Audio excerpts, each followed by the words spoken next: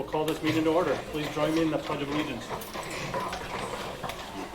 Pledge allegiance To the flag of the United States of America and to the republic for which it stands, one nation, under God, indivisible, with liberty and justice for all. This meeting of the East Troy School District of Education and all other meetings of the board are open to the public in compliance with state statute. Notice of the meeting has been sent to the media and/or has been publicly posted in an attempt to make the citizens of the district aware of the time, place, and agenda of this meeting. Make a motion on the agenda.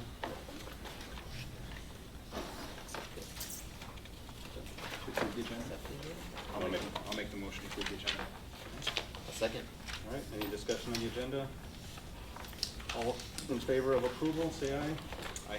Opposed? Motion carries. And we have the minutes from August 5th, regular board meeting. Anything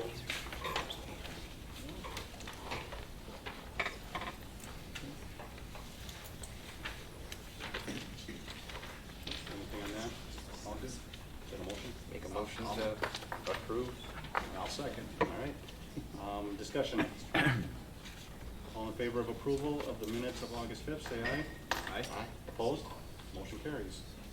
Public participation. Is there anybody here tonight that would like to speak on any topic? All right. Move on to the financial report. All right. At this point, I would like to make a motion for the approval of the July 2019 payments in the amount of $907,699.68 and the corresponding receipts in the amount of $419,386.05 as reflected on the financial statements. A second. Okay, we have a second. Discussion. Kathy, have anything you want to cover, or board members have any questions? You have a new budget on page 10. Still very tentative numbers because the September count is a third Friday count that will adjust your revenue limit formula. October 1st is final property values and October 15th is final state aid. So that adjusts the numbers as well. And then just ins and outs from constant changes going on of hirings and grants. We were working on a Title I grant today, found out we got a little less than we anticipated. So again, ups and downs from now until October 31st. If you do look at page 10, you will notice that our expenditures are $90,000 greater than our revenues in Fund 10 for the remainder of the Chromebook outlay that was delayed until 1920 to take advantage of the personal device Chromebook grant, which was then eliminated from the budget in early July. But it was in the 1819 state budget, just got eliminated late. Otherwise, we would have bought all the Chromebooks last spring and stayed on our 4-year cycle like we normally would have, but we were trying to take advantage again of being able to claim for that grant. We had a $1,000 Kohl's grant in Fund 10 for second grade field trip costs, and we'll talk about this a little bit later on the agenda, but we had our first transaction with the iGet Community Center.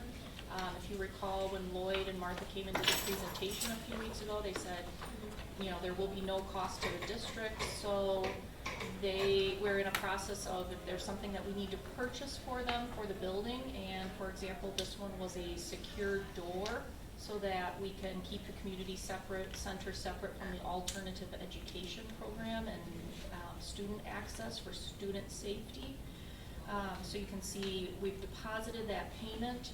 And then subsequently, once we get the bill for that work, it will also come directly out of those funds, and then I'll have a monthly reconciliation process with iGet, where either they pay a little bit more if the work ended up being a little bit more, or we refund them a little bit if, again, it was less, because we have always a quote, but many times, as you know, the quote does not exactly equal the dollar amount that the work turns out to be. So those are the things I wanted to mention in July. Otherwise, it's always just a nice relief to have the June fiscal year end closed in a smaller July new fiscal year, new fiscal month, I should say. All right. Anybody have any questions? All right, we have a Motion and a second, so all in favor of approval, say aye. Aye. Opposed? Motion carries. Discussion action items. First one is introduction of the new teaching staff. So it's my pleasure to introduce the new educators that are joining the East Troy family. Little Prairie Primary is excited to have Cindy Borgenhagen join their team as occupational therapist. Cindy earned her bachelor's degree in occupational therapy from Mount Mary University. As the year begins, Cindy is most looking forward to meeting staff and students. She's also looking forward to the growth that will occur both in the students' lives as well as her own. We're thankful that East Troy's core values, friendliness, and supportive growth attracted Cindy to our district. Welcome, Cindy. Summer Schrobel is welcome to the staff at Prairie View Elementary as a 4th grade teacher. As a recent graduate of UW-Whitewater, we are excited to gain her innovation and enthusiasm for student empowerment in their learning. Summer is looking forward to building relationships within her classroom and working alongside our staff. East Troy's strong sense of community is what attracted Summer to our district, and she is excited to get the year started. Prairie View Elementary is happy to gain Eric Butala as a 5th grade teacher. Growing up in East Troy, Eric has already been involved with our community for several years, both as a student and as a leader. Not only did Eric have his college field study here through UW-Whitewater, but he has also been serving as a youth soccer and basketball coach. Eric is most looking forward to sharing his enthusiasm for our community and furthering connections with students and families. Megan Stedman will join both Prairie View Elementary and East Troy Middle as a speech-language pathologist. As a master's graduate from UW-Milwaukee, Megan is eager to be involved in a more rural setting. Megan has served as a speech-language pathologist in various settings for the past 7 years and is excited to continue her journey with East Troy. Megan is looking forward to getting to know her students and others in the community.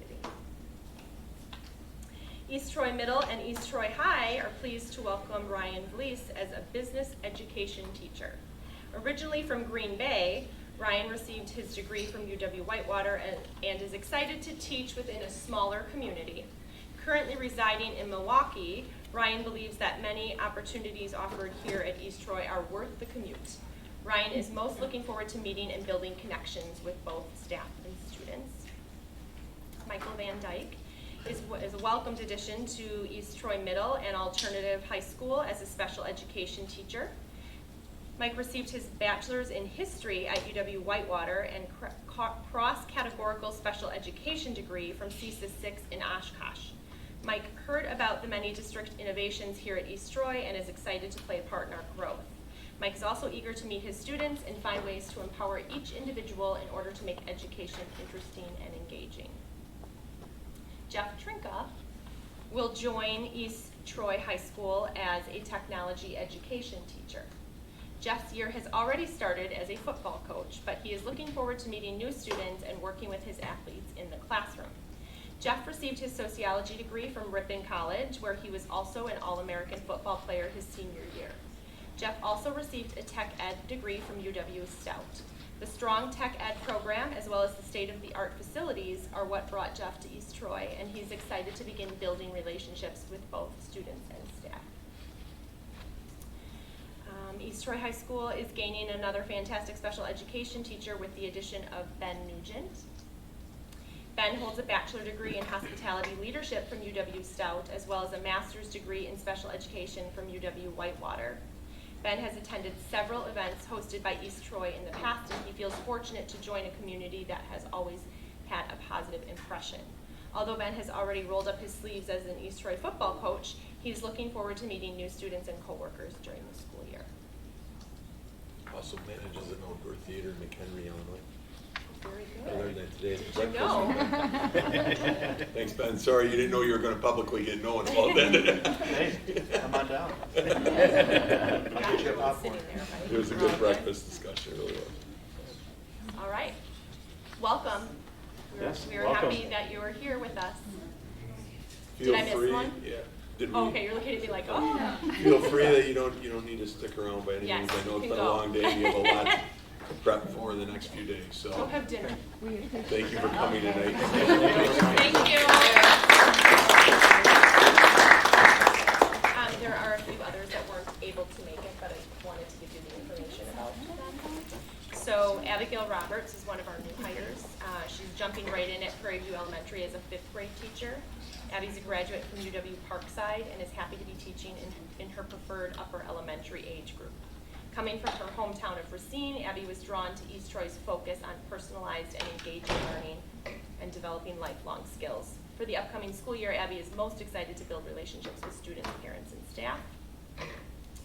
East Troy Middle is ecstatic to announce Betty Spittlemeister as their social worker. Betty attended UW Parkside and received a bachelor's in psychology, then went back to school to receive a bachelor's in social work. More recently, Betty graduated from UW Milwaukee with her master's in school social work. And after 6.5 years in child welfare, Betty is looking forward to a new focus on trauma with students and how to help them succeed with positive coping skills. She's a huge fan of her 2 boys at home and cannot wait to meet her students. East Troy High School is honored to have Kristen Beckwith join their team as a special education teacher. Kristen is a UW Oshkosh graduate and has received her master's from UW Milwaukee. With over 20 years of teaching experience, Kristen is still looking forward to learning from her new colleagues who have obvious pride in their district. Kristen has a 14-year-old son and is eager to become involved as a member of the community that is closer to home. And lastly, Janet Kimisek is a nursing graduate from Northern Michigan University who will be joining our team as the district's nurse. Although Janet is very proud of her Yooper heritage and Northern Michigan Wildcats, she is grateful to work in the district where her 2 daughters attend school. As an East Troy parent, Janet recognizes that our staff goes above and beyond for students. Using her 14 years of experience as a cardiac nurse, she is excited to work with youth to keep them healthy and ready to learn. Janet is also excited for the opportunity to work alongside the wonderful staff, students, and engaged community members. Sounds good. Thanks. Okay, thanks, Amy. You're welcome. All right, next item, 1819 donations from the East Troy All Sports Booster Club. Yeah, this is within your packet, you'll see, and it's an outline of the donations provided from the Sports Boosters Club this year for the 1819 school year. I'll review a few of them just so you have them and so we have them on record. They provided a volleyball net system for $5,683.90. Tennis miscellaneous of $239.90. They helped other school programs and activities. FBLA Halloween party for $300 they provided. Scholarships of $3,900. Senior Sports Award banquet of $807.05. Prom $50 and the yearbook advertisement of $300. Community organizations, Kiwanis Club concession help of $1,600. East Troy Music Boosters $500. Multi-sports and school property, the scoreboard of $6,000 within the gymnasium, and concession stand and equipment of $884.98. So all those things were just for the 18-19 school year. As we know, obviously the large contributions that the sports boosters have provided each and every year prior to this. So with that, administration asks the board to seek approval of these donations with much gratitude to them. I make the motion. Second. All right, we have a motion and a second. Any discussion? Can we trust the guy at the bottom there? Last time you see my name on this. And all in favor of approval, say thank you. Thank you. Opposed? Motion carries. Other donations. Yes, we have 2 other donations. The first one is from Alice Johnson. Ms. Johnson provided the middle school art program with a $1,000 donation for supplies for the middle school art program. So with that, the middle school, the administration team would like to recommend approval of the $1,000 donation for the middle school art program supplies with much gratitude again and a thank you. I'll make a motion to approve that donation of $1,000. I'll second. Okay. Any discussion? All in favor of approval, say thank you. Thank you. Opposed? Motion carries. Any other? Yep. One final one to Prairie View Elementary School. C2R Global Manufacturing has donated $1,000 to the Prairie View Special Education Department. So we would also like to recognize C2R Global Manufacturing and thank them for the $1,000 donation, and the administration recommends approval for the board to approve of this donation. I'll make that motion. I'll second it. Okay. Any discussion? All in favor of approval, say thank you. Thank you. Opposed? Motion carries. And one of the things we'll be doing is we have a check that we always do, but we'll make sure to take a picture tomorrow, and we'll, the people have asked that they don't need to be in the picture of the donations, but we'll have Mr. Wirtz of Prairie View and Mr. Science at the middle school can have a picture of the check so we can put it on the necessary publications to give them proper recognition. Okay. Sounds good. Any other donations? No. Right. Staffing resignations. Yes, we have a few. The first one is from Marissa Piper. I'm writing to inform you that I'm resigning my social studies position at East Troy High School. This was not an easy decision, as I've spent my entire teaching career serving the children and families of the East Troy community. I have enjoyed teaching, coaching, and mentoring the wonderful adolescents of this community, and I will miss the students, staff, and the East Troy High School traditions. Ms. Piper has been offered a position in another school district that she believes will be something for her to continue to grow and experience some new challenges and endeavors. So at this time, she has asked for the school district to approve of her letter of resignation, and administration recommends the board to accept the resignation with the liquidated damages applied.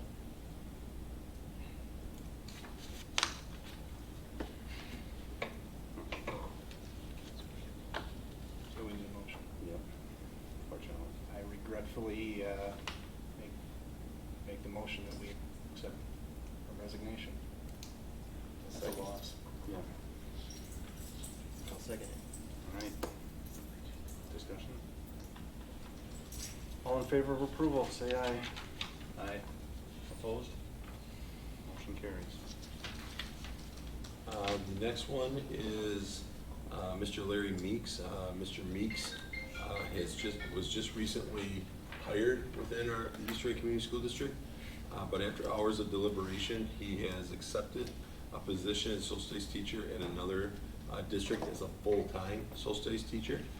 This occurred prior to the recent, obviously, resignation, so he was provided a .7 position at the time, and he has already accepted it and received another full-time position.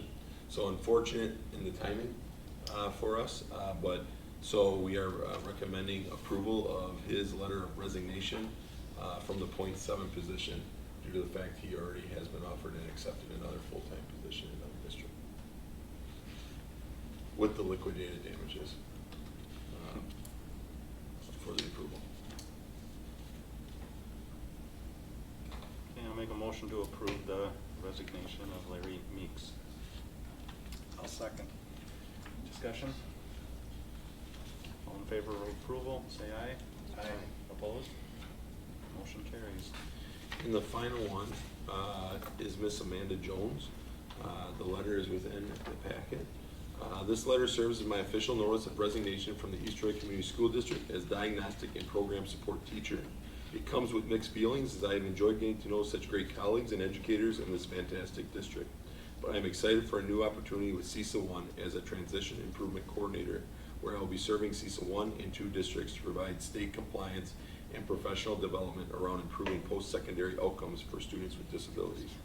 My last day with the East Troy Community School District will be Friday, September 20th, 2019, in hopes that the extra weeks will allow some transition time from the start of the school year, and I can assist teachers and staff in the beginning of the year. I look forward to actively being involved in the East Troy Community School District as a parent and advocate for this district. Thank you again for the opportunity that East Troy has given me. I'm extremely grateful.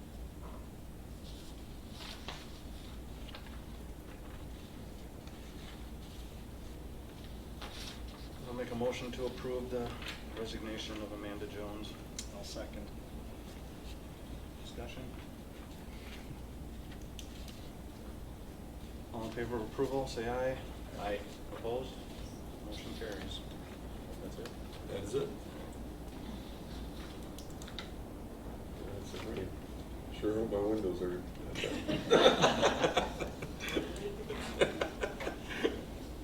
All right, staffing recommendations. Yes, we have quite a few tonight on that, due to the fact, obviously, not only with some of the recent ones, but we've moved fairly quickly on that, but we also have some other additional ones. So we'll start with Mark.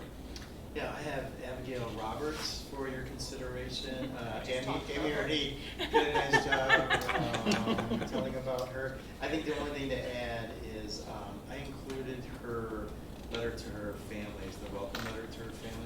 that gives you a little bit more of a bio of who she is.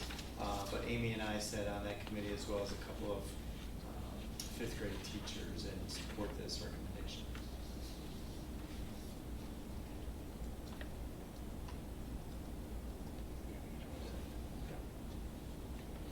Make a motion to accept Abigail Roberts. I'll second. All right, discussion? All in favor of approval, say aye. Aye. Opposed? Motion carries. Kate? Yep. So I have Betty Spittlemeister, who you also already heard Amy speak up for school social worker. So she is primarily in the middle school and will be at Prairie View. And comes to us with a lot of experience from like the caseworker side, working in community agencies, and has a lot of expertise in the area of human trafficking as well as trauma sensitivity. So she'll really be able to help staff as we continue to work on moving forward some of those pieces, and already has a year of experience as a school social worker as well. So.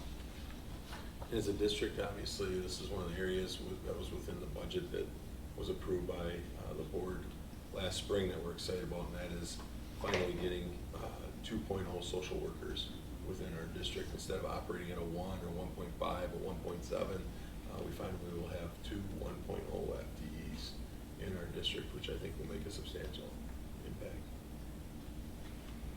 All right, I'll make a motion to approve the hiring of Ms. Betty Spittlemeister as a school social worker. Second it. Okay, discussion? All in favor of approval, say aye. Aye. Opposed? Motion carries. Stace, Ken? Yeah. So we have two for your consideration. So on Friday, the 23rd, we held social studies interviews. We have planned to hold interviews that day for our 0.7 position. So we quickly posted a 1.0 a couple days prior, and they added additional interview slots to Friday. So we had a long and busy but fruitful day on Friday. Eric Brown is who we would like to consider for the 1.0. He accepted the position today. That's a couple Friday and then today to complete reference checks for him. So Eric is teaching as a second career for him. He comes to us from the business world. We had a couple management CEO type positions prior to coming into teaching, and he had outstanding background checks. We talked to two districts that he did some teaching in prior to coming to us, and they said phenomenal things about the relationships that he forms with students and staff and parents. So he not only has the pedagogy for teaching, but also engineers really strong relationships with kids. So we recommend Eric Brown for a 1.0 position in social studies. I'll make a motion to approve the hiring of Eric Brown for 1.0 social studies position at the high school. Second. Discussion? All in favor, say aye. Aye. Opposed? Motion carries. And we also have Brooke Philbrick that we'd like to bring forth for the 0.7 position. Brooke has some experience in more urban settings, about 3 years if you combine all of her different positions that she has. Her references state that she's very diligent, always prepared, puts in an immense amount of time to make sure that everything is prepared and returned to students in time. So we are very excited to have Brooke join us for the 0.7 social studies position pending approval. All right, I'll make the motion to approve Brooke Philbrick as the 0.7 social studies. Second. okay, discussion? All in favor, say aye. Aye. Opposed? Motion carries. I believe that's it, correct? That's it. Okay. Thank you, guys. Thanks. Staff. Referenda planning discussion. Ted, would you want to go down to the audience since they're here? Oh, sure. Give an update? Yeah, that makes sense. update for Albiget. First off, from a business standpoint, we received our 501c3 certification last week. Additionally, our fundraising efforts continue. We've had 3 rather grassroots fundraising efforts, including one this last Saturday night. And we're also working hard at soliciting major organizations like Quick Trip and some others. We're looking at some grants right now that are available, and we have started receiving donations from local businesses.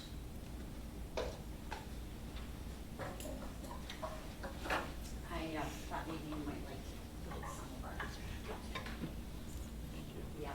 Thank you. I'll leave a few of these with you. So. We have kind of divided up our tasks with where our strengths lie. I have kind of ended up being the record keeper and the letter writer, and right now I'm dealing with volunteers, getting the volunteers set up. Our center at the present time is scheduled to be open Monday, Tuesday, Thursday, and Friday from 8 in the morning to 5 in the afternoon, and any time with appointment. In other words, if somebody wants an evening meeting, they're going to have to call us and schedule it, but we plan to make things open and available and on weekends. So we're doing that. We are doing, right now, our next week is getting the rooms ready. Marilyn Combrud is in one of our rooms. She runs the East Troy Family Community Resource Center, and she's taking that room and expanding her program in it. We have a game room that everything we're doing is just kind of getting ready to see what happens, kind of, but we have a pool table, we're getting a foosball table, we have ping pong, we have a shuffleboard thing on the floor that we're hoping Bob will let us spray down. We'll see. And anyway, places to have card games and puzzles and whatever. And then eventually we're going to have a meeting room. Right now, the community school district is still using it for places to keep stuff that is being auctioned off or whatever. And then we have our very large area in the middle, which we call the Commons. And we plan to have a community meal there at least twice a month to start with, kind of a community meal and coffee and a small program. And then back where the offices were out of the library, we have that small kitchen area. We've equipped with a refrigerator and a warming hot plate. We don't have a stove there. But we do plan to provide, as I said, meals that have been prepared out of the school, but we can serve them there. Marilyn's going to use the other room with the sink in it as kind of her craft room, and she's hoping to expand that into evening projects and things for adults.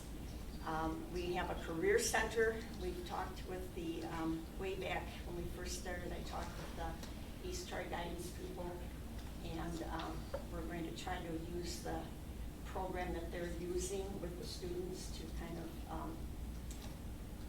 introduce the kids that have gone to East Troy already have a number, so they can use it. And we're looking into that. That's not a final thing, but we do have plan to have that center. And then we've just decided that the very, very small room at the end, we're going to try to make it a very welcoming, but office where people can,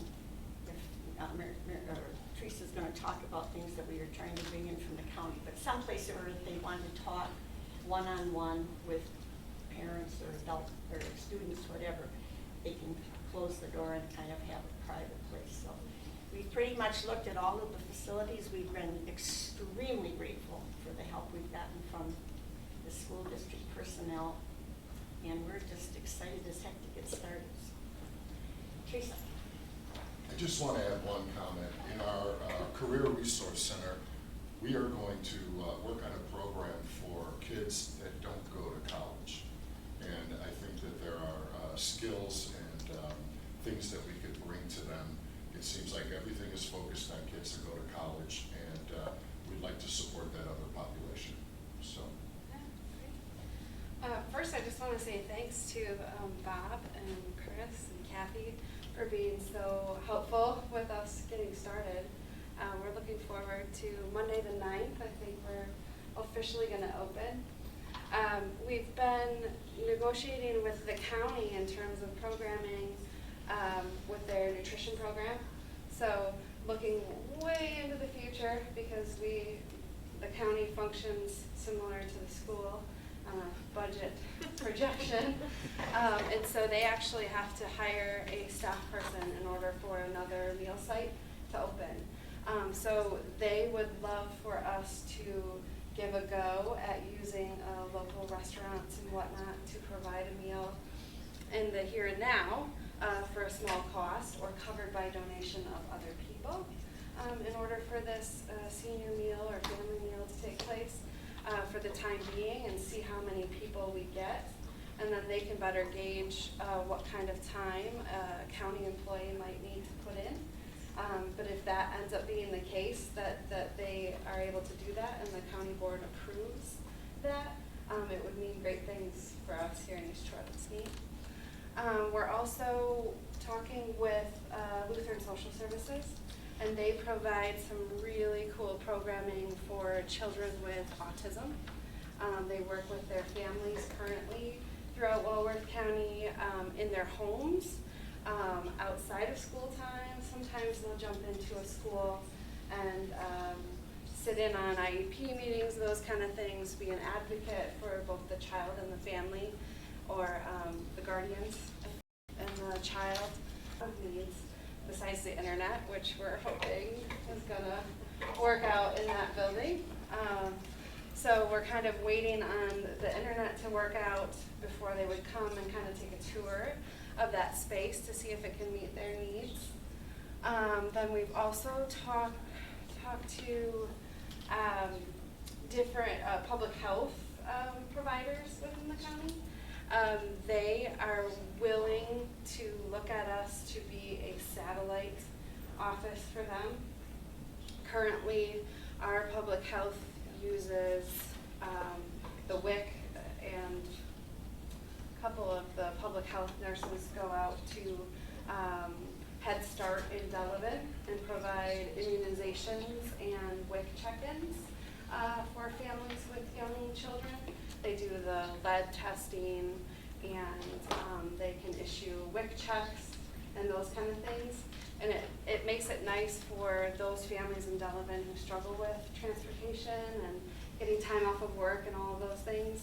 So by the county having that satellite office in Delavan, makes it nicer for them. So we hope to be able to do that same thing once or twice a month within our community center for the community members of East Troy. So then people who are struggling with poverty can get their checks and things like that, their child check-ins and lead testing and all of that done right at our community center. So we had kind of a meet and greet open house.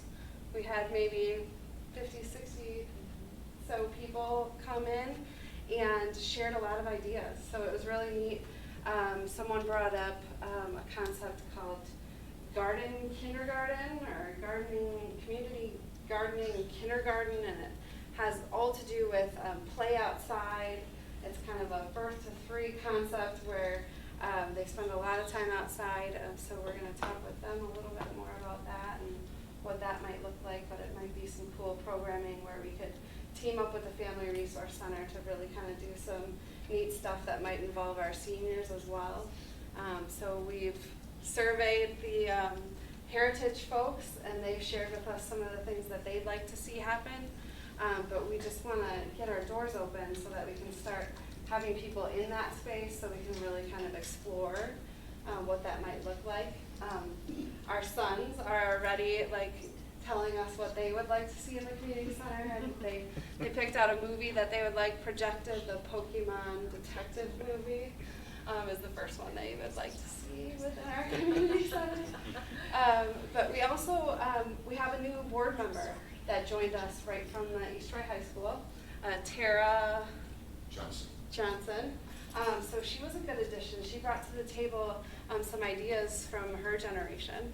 She was really sharing a lot of helpful ways for us to go about things. So we've been chatting about like rules and how do we, you know, you guys are around kids all the time, so you know how to do that, you know, and we do it in our own homes, but really she shared with us, how do we get teens in this space where they feel like they can be at home, but they don't feel like there's so much at home that they leave their trash around and, you know, things like that. So she's been a great addition. Hopefully she'll bring her friends to the center and those kind of things so that we really get some people moving in and out of it. So that's it. Do you guys have any questions for us? Sounds like you got a great start going. That's good Of to course, I hear. have to add one more point. There's so much enthusiasm around the location being Doback. We had several teachers, kids come in, that, you know, and everyone was like, "Oh, I used to go in that room." And That's my locker. yeah, exactly. It was surprising to me how many people really embrace that. So I think it helps us in our mission that we are in that school. And I just want to state for the record too that Martha, Lloyd, Teresa, they've been very obviously forthcoming, open, willing to work through challenges, you know, some complexities, but always very just, honestly, the gratitude by all three of them has been immense. And I want people to understand that the things that were promised to the board in regards to moving forward were accomplished and done too. You know, there's a good, solid contract in place. The contract was done that they, we worked through our lawyers, not incurring any costs. They paid for that due to the fact that it was for their desires to have a community center. Within that contract, there's obviously the insurance is well covered, the leasing of it, the necessary verbiage from a standpoint if there's updates or anything, the prior approval of the district, and then the, as Kathy alluded to, the costs of the expense being paid for in upfront, so that the district once again is not incurring any costs. I mean, and they have done everything to the degree to make sure those things are occurring. So I'm really happy for you guys. I'm really happy for you. Great. Okay. Thanks, guys. Yeah. Thank you very Thanks. much. It's exciting. Yes. Not mine, you have No. As you joke now, Martha, right? You get to, when you're over here, you could. Thanks a lot, you guys. Thank you. Thanks, Lloyd. Thanks, Martha. Yep.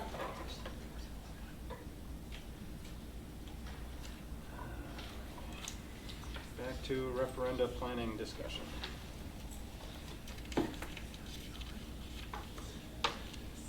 Kath, do you want to take a lead on it all? Do you want to have the board? Bob, we have Bob here tonight, and we think it's vital for Bob to be here tonight. We talked with Bob after the last board meeting because some of the board members had brought up the maintenance projects, the scope, the projections, updated figures, I believe, right? So we talked with Bob. Bob already, obviously, it was not an immense amount of work, and I mean that in a positive way because he already has his facility needs updated with long-term range and planning so well designed, to be quite frank. So what all it did was he needed to just update it due to the fact he has every single building so well scoped out.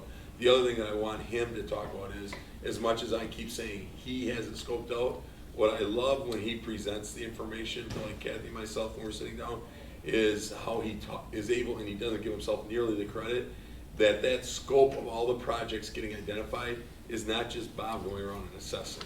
It's Bob doing a thorough job of listening to people, committee work, involving the custodial staff, the teaching staff, the building level administrators, and that's how the projects get identified. Would this So be he a does bad a time really to ask for a great raise? job. What's that? I said, would this be a bad time to ask for a raise?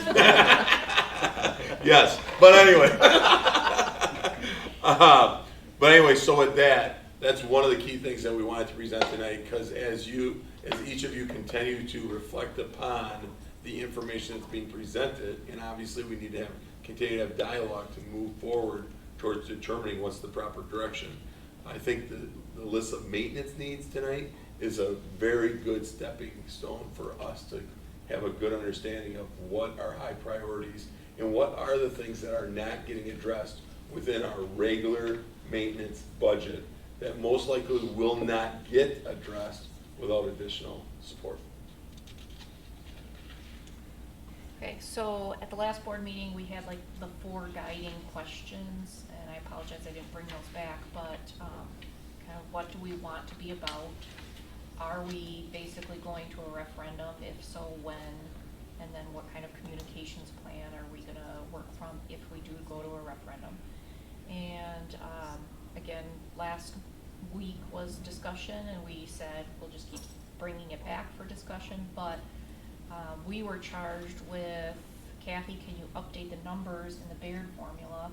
And then can we talk to Bob and get a maintenance plan update of things that, again, like Chris summarized, are not getting done in the regular maintenance budget, would be in a capital budget, would be in like a renovation type budget. So on page 39 is what I worked on, updating the Baird forecasting model. And if anybody's looked at this model, there's like 20 different tabs that feed into this output.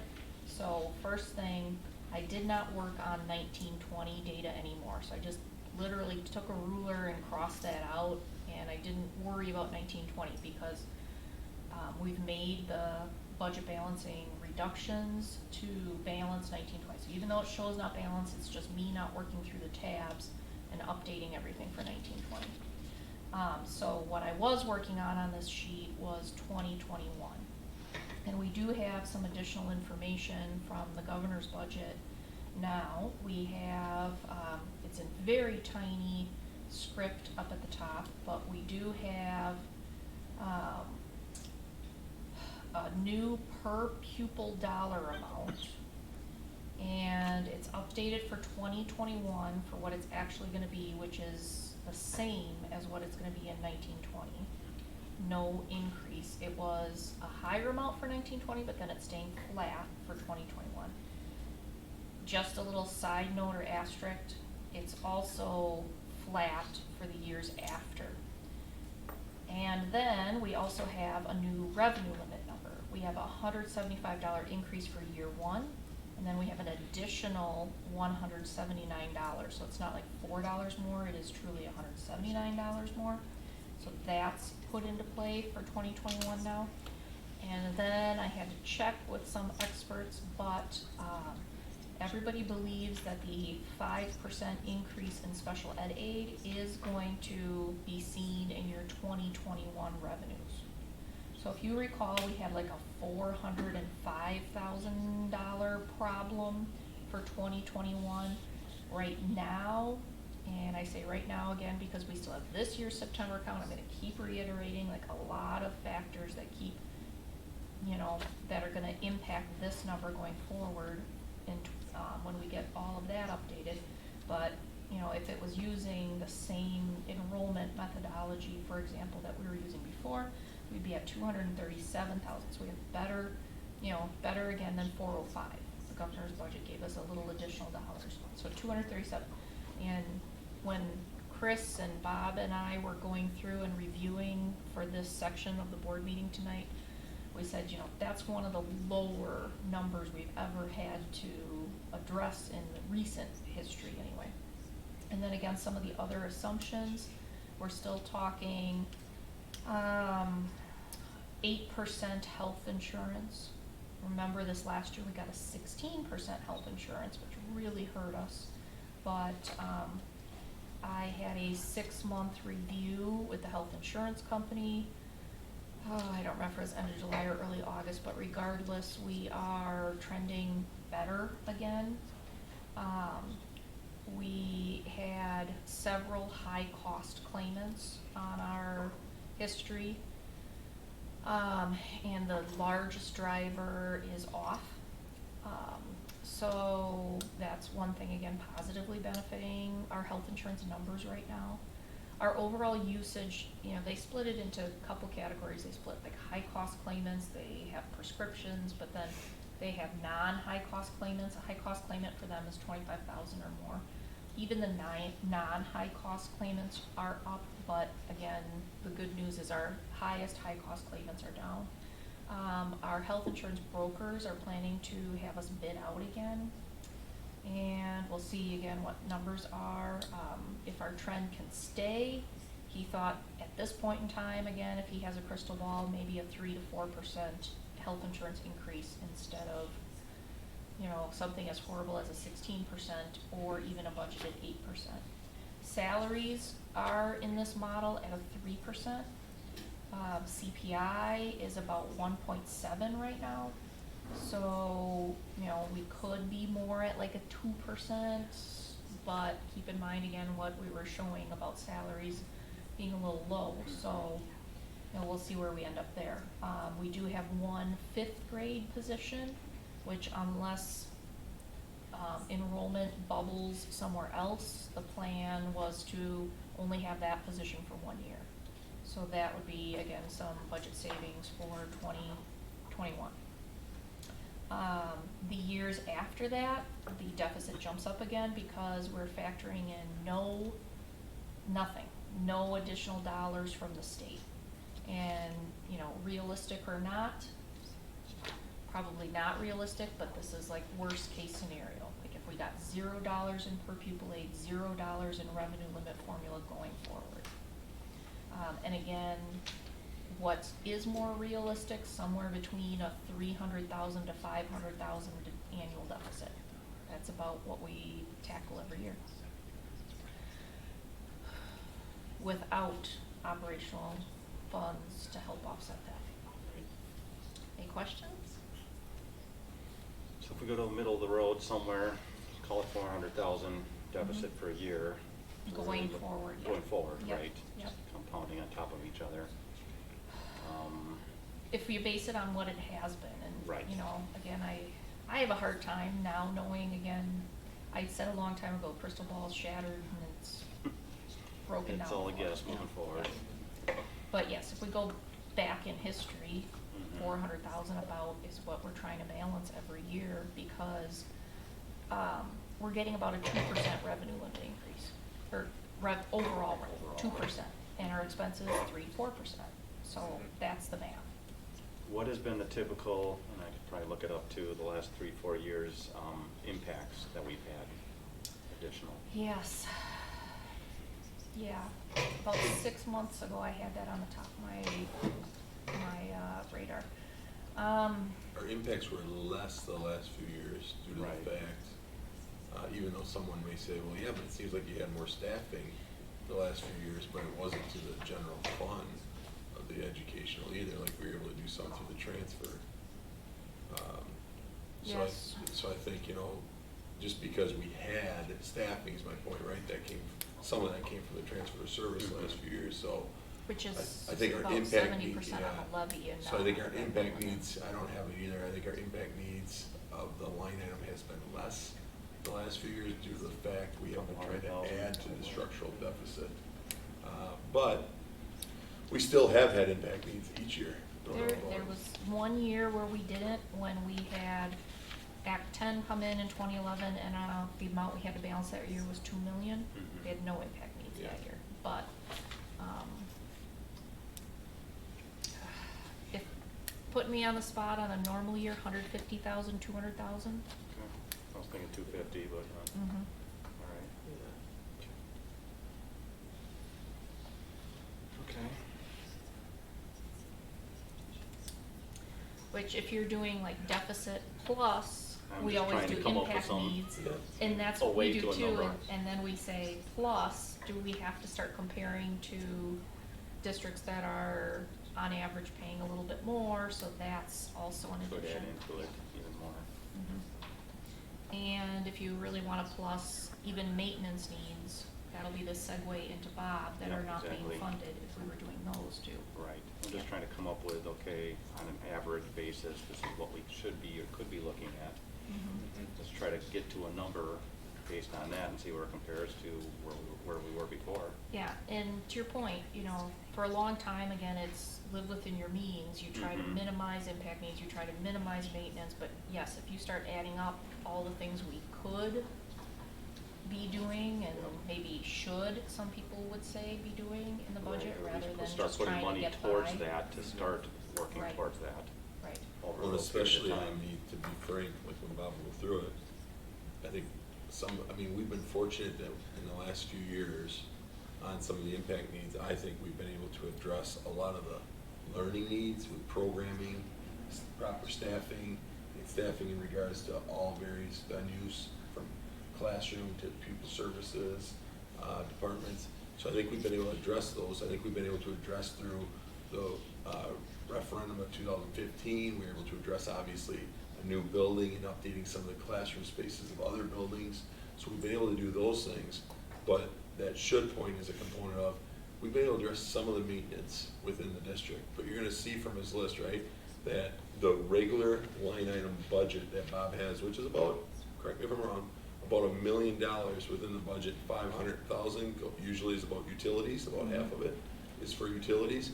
So out of that other 500,000, you're gonna see that Bob cannot address some of these larger scale projects, and that they're not ongoing projects, they're one time, but they have longevity to them, but they're still gonna need the projects that most likely still within even 10 or 15 years after that will need to be once again addressed. So I think some of the things that he's bringing up, he's saying, look, it's just the life expectancy has met its course. So the two questions, which I really liked how Bob said it the other day when we were meeting, is, are we gonna be preventative, or we can keep operating the way we are, but then we're managing it, and who knows what will occur, when it will occur, and the cost will pay for that. So, if we're trying to manage it because we don't want to invest in it, that's fine, that's not preventative, but the realities are, and I liked how he said it, was you're gonna basically be paying for it sooner or later anyways. The question is the inconvenience of when you're paying for it too, and the disruption that could cause with some of the things that he's talking about. So I think that's the key component, because people hear $1 million budget and they're like, you guys cannot do projects around the district $1 million? 500,000 is already utilities, and he already has the other 500,000 budgeted. It's not just freely open. He has those line items done already. That 500,000 is budgeted to other components within the maintenance budget, which he can go through. So I think it's a good segue, Bob, for you to take on. We tried to come up with a couple of spreadsheets to try to make a little more sense of it. The plan that Dr. Hickert talked about a little bit earlier kind of looks like this. And this right here would just be the middle school. Okay, and up here, one of the ideas was, and it's a new one, so it's a living document, so it's always growing, was to kind of color code so sometimes people could get an idea what happens. If we look at just this line item for ceiling tile, sometimes that will be covered under my maintenance budget. Sometimes it'll be under a capital budget, like when we did the remodeling at the middle school. Sometimes we have new remodel ideas which show up in our document. Pete, where is yours? Right here. When we start to talk about the office area remodel that would be part of the referendum question that you're thinking about right now, that would kind of come in here. On the outside, we'll just try to track what we're doing. So again, if you guys ever get a question of, what are we doing? You want to turn the lights on, Tony, make this easier to see. To make it, We need that 200-inch screen. I don't know if the lights will do it. well, let's see. Oh, wrong lights. Not so much. That help? Yes, I can see colors. Okay. But the document in another form is we do talk to the principals and the leads at time to make sure that the document's always a growing document. So that's the one thing that we're trying to do. We never say that this thing's all inclusive. It's not. Those needs change yearly, so we've got to kind of change with it. For the purpose of tonight, okay, where'd you go? Here we go. When Dr. Hibner was talking about the totality of our budget, and after our discussions, we did kind of put reactive versus proactive maintenance. I have a line item, it's called 2543, it's our property services, and from that I have to maintain the buildings. So we developed a budget, and for this year, for all the buildings, we have about $131,000 available. That takes care of our gym floor recoats, ADA PMs, our heating and ventilating PMs, miscellaneous light electrical, mechanical, or plumbing repairs, items like that. And you can see the square footage numbers, and we try to keep that up there, because if you went out on your own and tried to reference square footage numbers, you could see these range anywhere from $1 to $4. So again, when we're at 43 cents, clearly there's an opportunity for us to get a little bit better. The 255 represents a little bit more of our capital line items. And that's when we try to get more into roof repairs or replacements, concrete repairs. You've probably seen the middle school kind of get transferred over the last couple of years. We did some over by Mark this year. It's where we start to look at some of those green items too. Can we put LED lighting in somewhere? But again, that's only this year we're at about with 125,000, Kathy, the number, ballparkish for 255. It's right in that neighborhood. But to give you an idea of what happened this year, we went out with roof section 8 that was having a lot of problems here at the high school. We thought this was going to be a $100,000 job when we talked to these guys and started budgeting it. Because again, our budget is due in February. Well, the total cost for the 8,200 square feet to take it from a built-up roof and go to a fully adhered roof came in at $14.86 a square foot, or $121,000. So that took a big chunk of what we were trying to do. Just as we start to look at how our roofs are aging, how those dates are trying to catch up to us, at the high school we've got 2, 4, 6, 7 units, or 7 roofs that are now all beyond 25 years old. So they're right in the end of their life cycle. If we use that 14, that's 38,000 square feet, if we use that roughly $15 figure, that's a potential exposure right there in this building of over $500,000, about $560,000. At the middle school, Pete's got 3 that are exceeding 25, and in the next 5 years, almost all of them will exceed the 25-year-old life cycle. That's a grand total of over 78,000 square feet, and that's a potential exposure of $950,000. There is nothing that says on your date 25 years, obviously the roof is going to fail. Obviously, we've had roof surveys done before. They've always come back fairly well. The crews are very, very good. They're very vigilant about doing their drain inspections, making sure gutters are clear to try to eliminate problems. In admin, we have another potential exposure there of about 380. Mark is the wild child in this because all of his roofs are going to become old at the same time. If all of them were replaced, we're talking about an exposure of about $1 million, and that's at today's dollars. So if we kind of roll that forward, all of those numbers, in the next 5 years, there's the potential exposure for up to $3 million. That's a lot of roofing. I know we don't have it right now. The board wanted us to try and give you some additional information. There's a lot of verbiage in here, and I can send this to you guys at any point in time. The tough thing about me being able to stand up here and give you a solid number on any science project remodel is there's no scope. I can go off of the heavy remodel number of about $84 a square foot, but that's to do something similar to what we did in here. Light finish changes. When you get into a science room, they don't want this carpet in there. They don't want normal VCT in there. They've got to have acid-resistant materials. Everything starts to change. If they're changing that system in there, they're changing some of the teaching that's going on, Pete and his science staff may need more air exchanges in there. Well, now we have to throw in more HVAC. So it's very hard for me to come to you with a solid number without knowing the totality of the scope. If we used just the $85 heavy remodel number on about 2,500 square feet, that's about, let's see here, I want to make sure that that's the right one. Yes, that's about 212 grand. Remember, the original number that Bray gave you was closer to 800,000. Now, I'm not sure if Chris included furniture in there. He very well may have. Science furniture is very expensive. If we want to move that office space, that's about 2,000 square feet. And if we heavily remodel that, that's about $170,000. It's going to be scope dependent. There's a wall there, Pete, between both of the rooms. That has to be removed. We have no idea on the asbestos-containing components in those rooms because the middle school's got some very odd things happening there. I could take a drywall test up here and be clear, and I could take it down at the floor and it's hot. So as we've discussed in the past, we always abate fully in those middle school rooms. A lot of it too, the electrical and the plumbing came up through the floor. We found a problem with this down here when we were modeling here. I start hitting lines in there because not every one of our blueprints are accurate.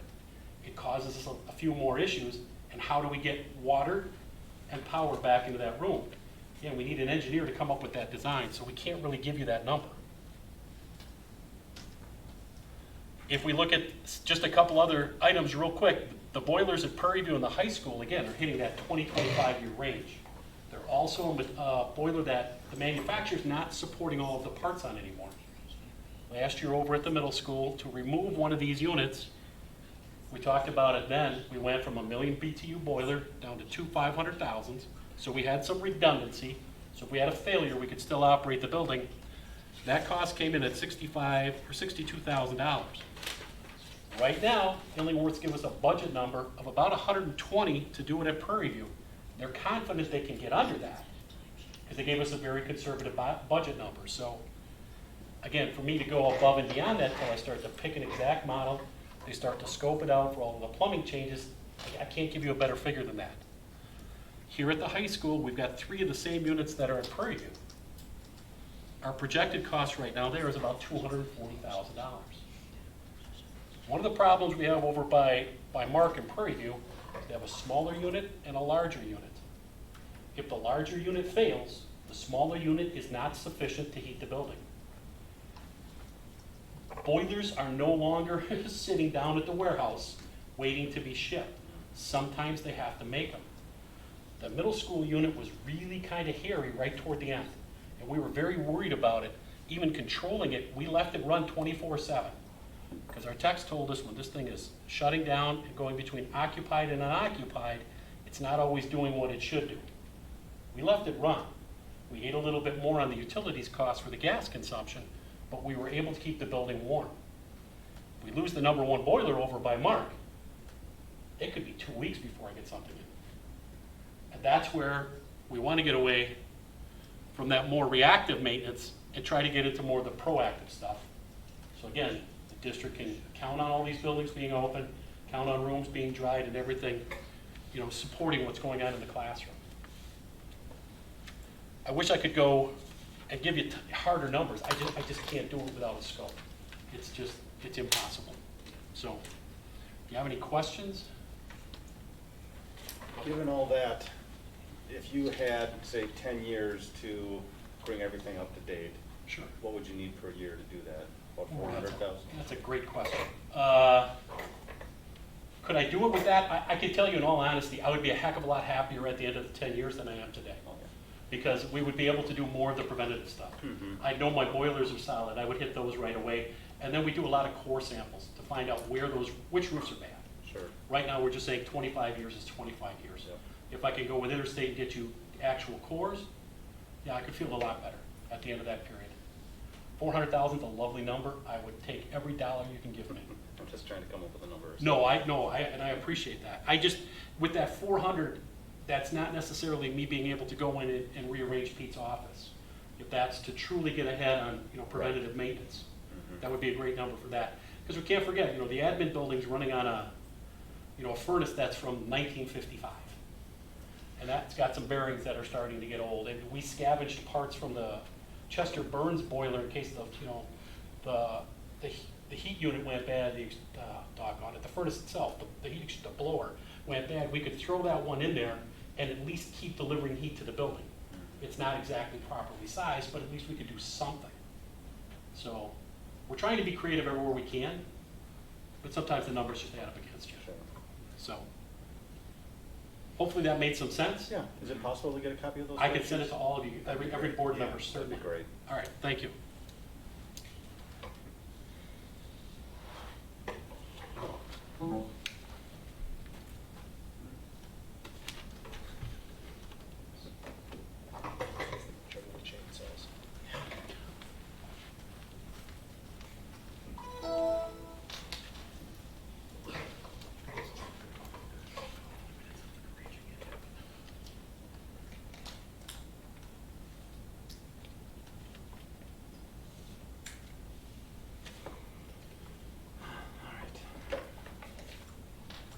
have questions, or do we want to do next, or any other information we need?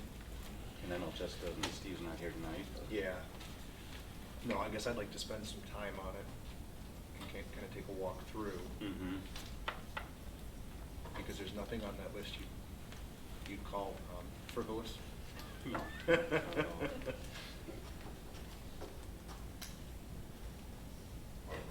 I guess the whole key to this is, key questions are, how much and when? That's what we gotta decide coming up here pretty quickly, in the next few months. Well, Kathy, during the meetings, this is just my personal opinion from what I heard at those meetings. It seemed like there were participants in the ad hoc committee who maybe came in less convinced that we needed to look at finding another way to fund via referendum. And there was definitely a change of opinions, or at least a softening. People were more willing to listen and to become educated, and when they did, I think they understood a lot of the challenges we're facing.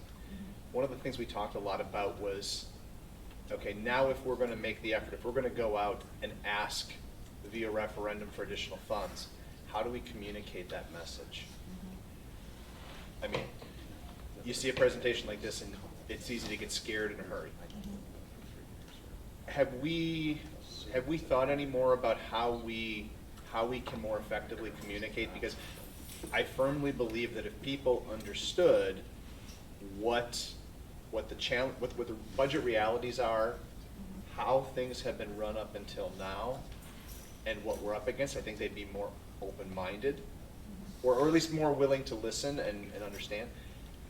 Yeah, I don't know if you caught on the last board meeting, there were survey results from that ad hoc committee. And 12 people took the survey of the 16 that were on the committee. So I always wonder where those last 4 fell a little bit. Yeah.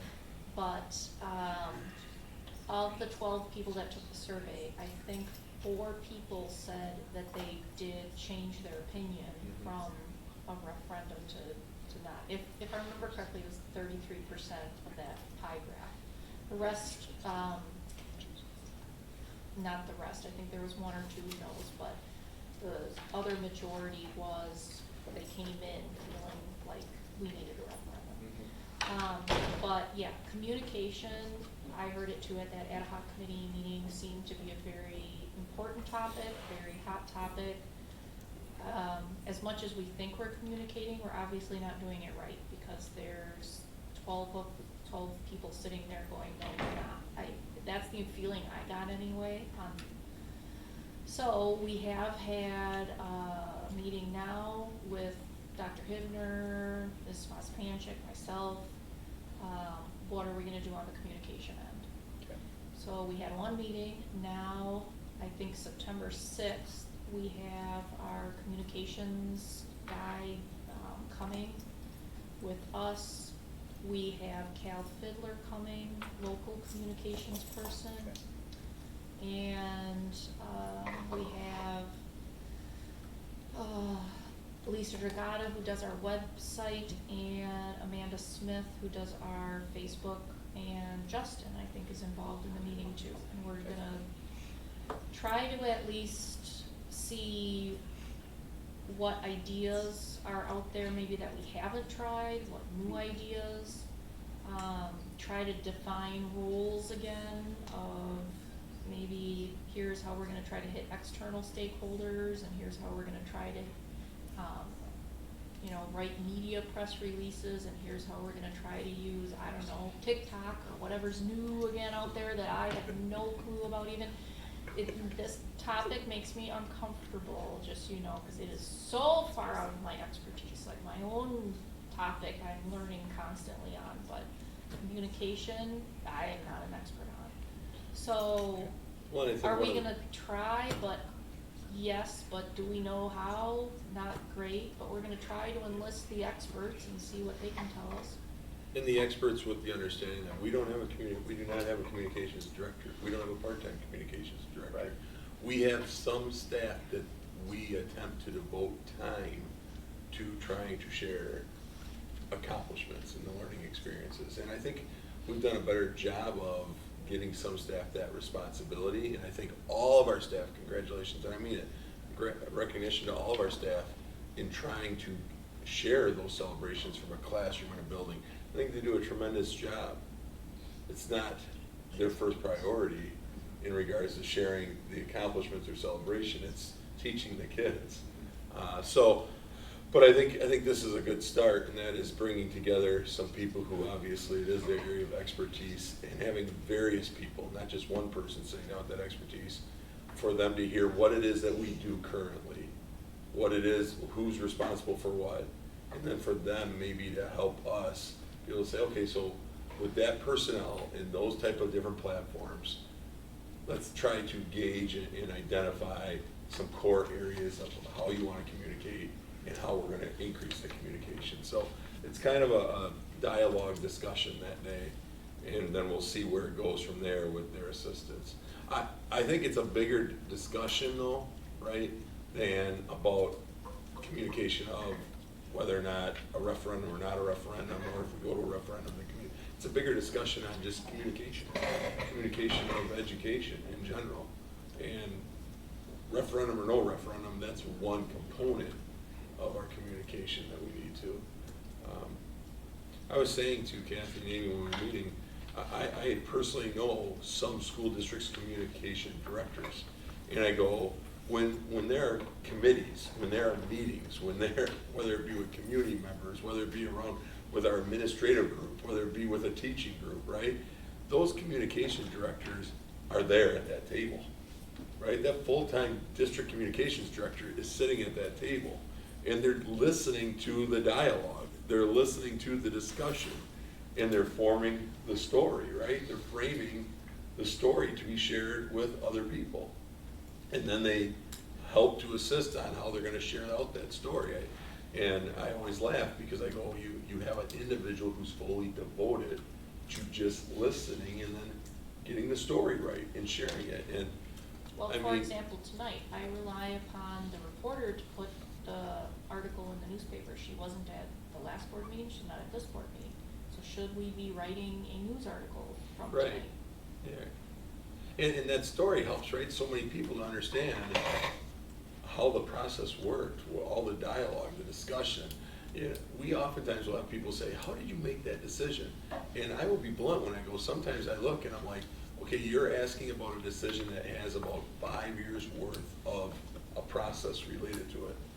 I don't remember the whole story 5 years ago to where we got to today. And so it would be, right, if you had a communications director, that person would have that story. They would have archived the story, they would have shared, so you're just pulling back upon it. So I'm not saying, I'm not putting a plug in saying, we need our communications director. I am saying for us to, what I feel, to have what some of us desire,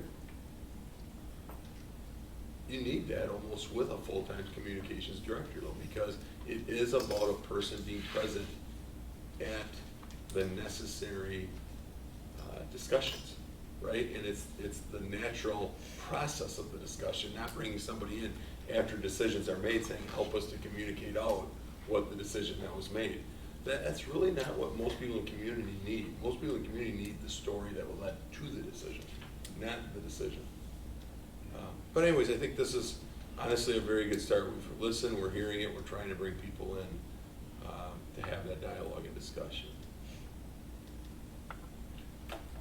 Yeah, I think that communication, if we can be as clear, I'm more comfortable with this because it's not like we're selling a crummy used car to someone. It's not, I feel the information is what it is and it explains itself. It's just getting it to the people. It's not like we're trying to convince people of bad knowledge here. It's the it's numbers. It's right there. There's nothing to sneak around, and I feel comfortable, pitching, communicating the truth of it, because there isn't a lie behind it. It's not something we're trying to wiggle through and sway people one way or another. And Chris, I when we think were the having our numbers. conversation, I'm sorry, sorry. You said something that Joe said about like, what in his, again, referendum history, it's about the message. Yeah, it's about the message, it's about the need. It's about the message, it's about the need. It's not necessarily always about comparables and comparisons. And other people like to compare districts and what other districts have done or not done and how you're resulting. But much of the history demonstrates that it's not about, relatively speaking, of what your district is compared to relatively speaking of another district. It's more about what is just your need in your district, period. That's what people want to know. And if we can get that message defined succinctly, you know. I do think people understand maintenance needs. They understand maintenance needs.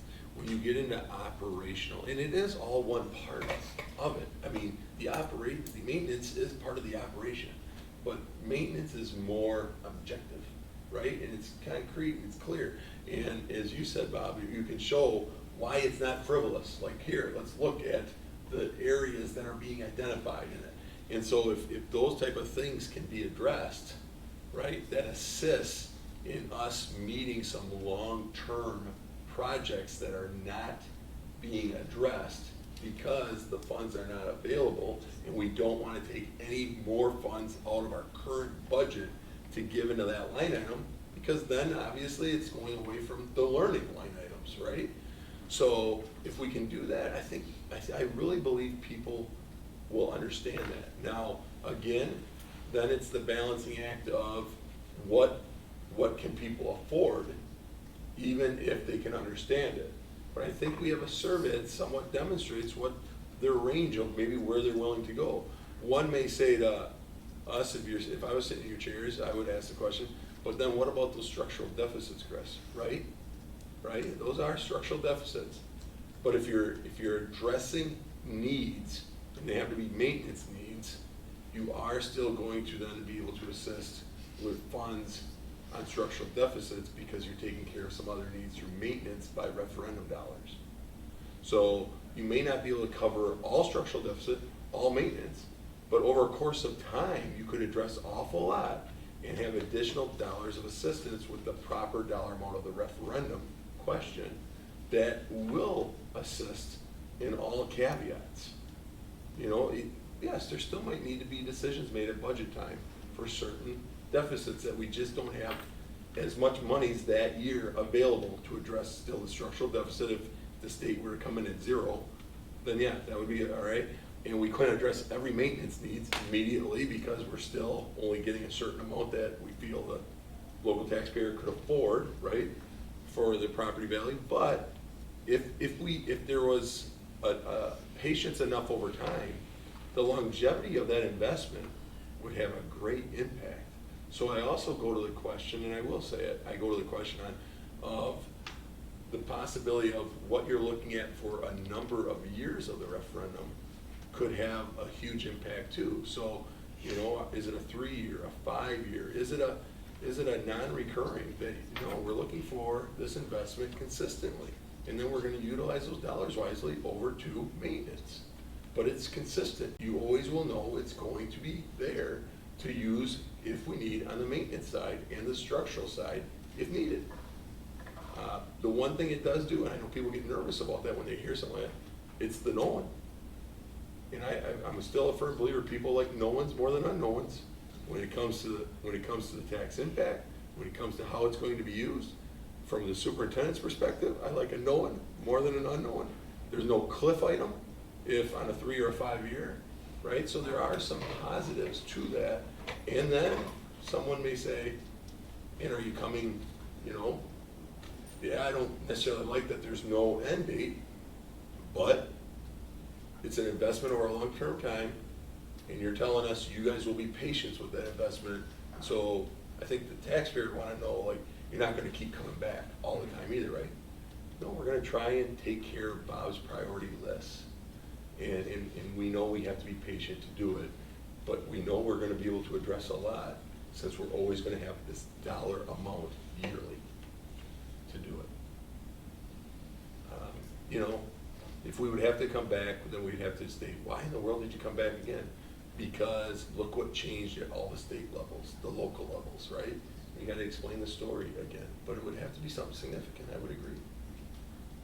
But I think that's a plus. I think those are the things, the one thing I think that's really good for all of the board to remember too, and I really do believe this, is promises made, promises kept, right? And I know you guys have done an extremely great job of promises made, promises kept, but we constantly tell our community, because we're proud of it, that we've worked really diligently to control debt in this district, control spending, and to invest properly. And so I think that's another component that we should think of as we're trying to decide what type of question gets framed, if one does, that does it represent a controlling of a debt, controlling of a spending, and investing properly. And I think if we can do that, because all of our committees we've told that to. The other thing is that the ad hoc committee of the prior referendum, do not forget, they came up with to focus on efficiency, community relations, safety, security, long-term vision, fiscal responsibility, learning spaces. They came up with all those and said, continue to make those your priorities when you're deciding things. I think, again, I go back to, I think people understand how maintenance fits into that realm. I think they do. I think they get maintenance. Kathy, when is that? When are you meeting? September 6th? 9th? It's a Monday. Thank you. Yep. I think you might have hit on something pretty important when you said, like, the news isn't here. So it's up to somebody to submit what's happened at this meeting. It reminds me when I was the soccer coach here, back then soccer didn't get covered by anybody. I would write my own articles and they'd make it sound like someone interviewed me, you know. But someone had to tell the story or else no one would have. And so this story goes back 5 years plus. I mean, there's a story to be written here to put it all together in a way that the community can understand it. And I feel if the story can be put together as truthfully as possible, I think it'd be great. It would have, you know, this sheet in there that you made with all the stats. It would have some of Bob's roof costs. I mean, let people know this. It's, you know, it's what people understand. They understand that kind of stuff. I don't know if we're going to teach them school financing 101, but I think they can get the basic gist of it, you know. And you hit them with, you know, give them real world kind of story to hear. I mean, Yep, and as, you know, as we bounce off ideas, I meant what I said last meeting too, any money is good money, you know, if, it doesn't matter, if it's helping us in the maintenance side, hopefully, like Dr. Hibbner said, maybe it can free up, if we have a terrible year and we don't get any money from the state, you know, maybe we can do less maintenance that year and it helps offset the deficit. We don't have to get as complicated as, you know, going for an operational referendum that addresses the Baird formula, to your point, where we have to try to teach school finance. Well, and you hope down the road, if you do elect to invest in maintenance, we always talk about the word cost avoidance. You know, not cost savings, right? But you're investing in cost avoidance. If Bob updated all the lighting in one of the buildings at the high school, we were able to do that, he could demonstrate, because of the lighting that has been done already at like Little Prairie, what the cost avoidance within his budget would be. Well, if that's a cost avoidance, that frees up dollars now for us to use towards the structural deficit. Bob, quick question for you. Have you ever done a program, or does the district or do other school districts do a program for future maintenance where they look at, okay, roofs are gonna last 30 years, I know what it's gonna cost 30 years from now, I need to set aside 120 grand a year for so many years, and do that for windows, do that for everything through the building. And I know I'm on a condo association board, we do that, so I know in 20 years, like, we got that money sitting there. Do districts ever do that to set a certain amount aside per year that they know is ready and available? Kathy and I have had, you know, different discussions on how to do some of that, and she's asked me there's another column on the sheet, and then what I'll do is I'll take a couple of days to get that to you guys, where we could project out what's 10 years, Kathy? Yes. Project out what we would like to accomplish in 10 years, and that can sort of be that guide. But yeah, we've looked at it before. When Dr. Hibbner first got here, like Chris, we had the 5-year plan, and you wanted to run it out 10, and we tried to associate numbers with it a little bit. We kept finding, you know, year-to-year construction costs just popping all over the Does place. The change, numbers, right. the numbers became silly after a while because they just weren't accurate. Sure. You know, after 18 months, the ability to be accurate is pretty poor. So yes, we can develop that. Kathy's already asked us to be on that, and we've had those discussions, so we'll hopefully have that for you very soon. Okay. And correct me if I'm wrong, because I'm wrong in this area too a lot with maintenance, but the roofs, you are tackling sections with like our roof consultant. You're hitting the poorest sections, the most troubled sections, the ones that need to be repaired annually. Right, we're doing what we can inside the budget. The budget dollars haven't grown as the costs have. So, you know, previously we did roofing every year. Now instead of doing whole sections, we're doing roof maintenance. We're getting better at, you know, taking care of some of the capping on there and the coping on it to make sure that all of that's right, so we have fewer problems. It's been transitional little changes, but we're staying ahead of them as best we can. Right. I'm thinking more long-term, okay, if we can hopefully get a referendum through, get all these maintenance things taken care of, get to a state where, okay, everything's in pretty good shape. All right, what kind of program can we set up to make sure that the money is available every year after that to make sure that the physical One of the plant items is along kept that way there? is we're just going through, you know, at Prairie View, we're bringing them up to the newest energy management system. All those VAV boxes had to be replaced because they wouldn't talk, and that was an expensive project. Well, in 20 years, they need that again. Right. And then Little Prairie will need it, Yeah, and the high school will need exactly. it. You know, so some of those things may come a little bit quicker, and again, setting aside dollars for that is wise investment. What you're describing, Ted, as Bob said about, when I first got here, I was asking for that 10-year plan, and they worked diligently on it. And I remember that, we ran into some issues. But one of the things it brings up as you're discussing, it reminds me of like when we were dealing with post-retirement benefits a little bit. And it was on the pay-as-you-go method, right? And we said, pay-as-you-go, we need to plan accordingly. Exactly. And I couldn't agree more. I think one of the issues, and I know you already know this, but I'll just say it for the camera, one of the issues that we always run into when we're going into such larger structural items, such as the OPEB or these maintenance items, is, and I remember saying that, like, let's budget out accordingly. Okay, so we know in 20 years we're going to need to replace this.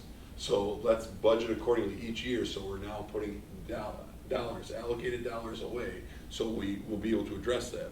The problem is, as we were, you know, just like anything, right? You look and you're like, okay, but Chris, where are you going to designate the 15, 20, 25,000 for this year for those next projects 15, 20 years out? So you're wanting to designate 15, 20, 25 each year. I'm not saying you're right. That's what I was like bringing up. And I think a valid point that will always be brought back to me is, it's coming from somewhere, Chris, within the current budget.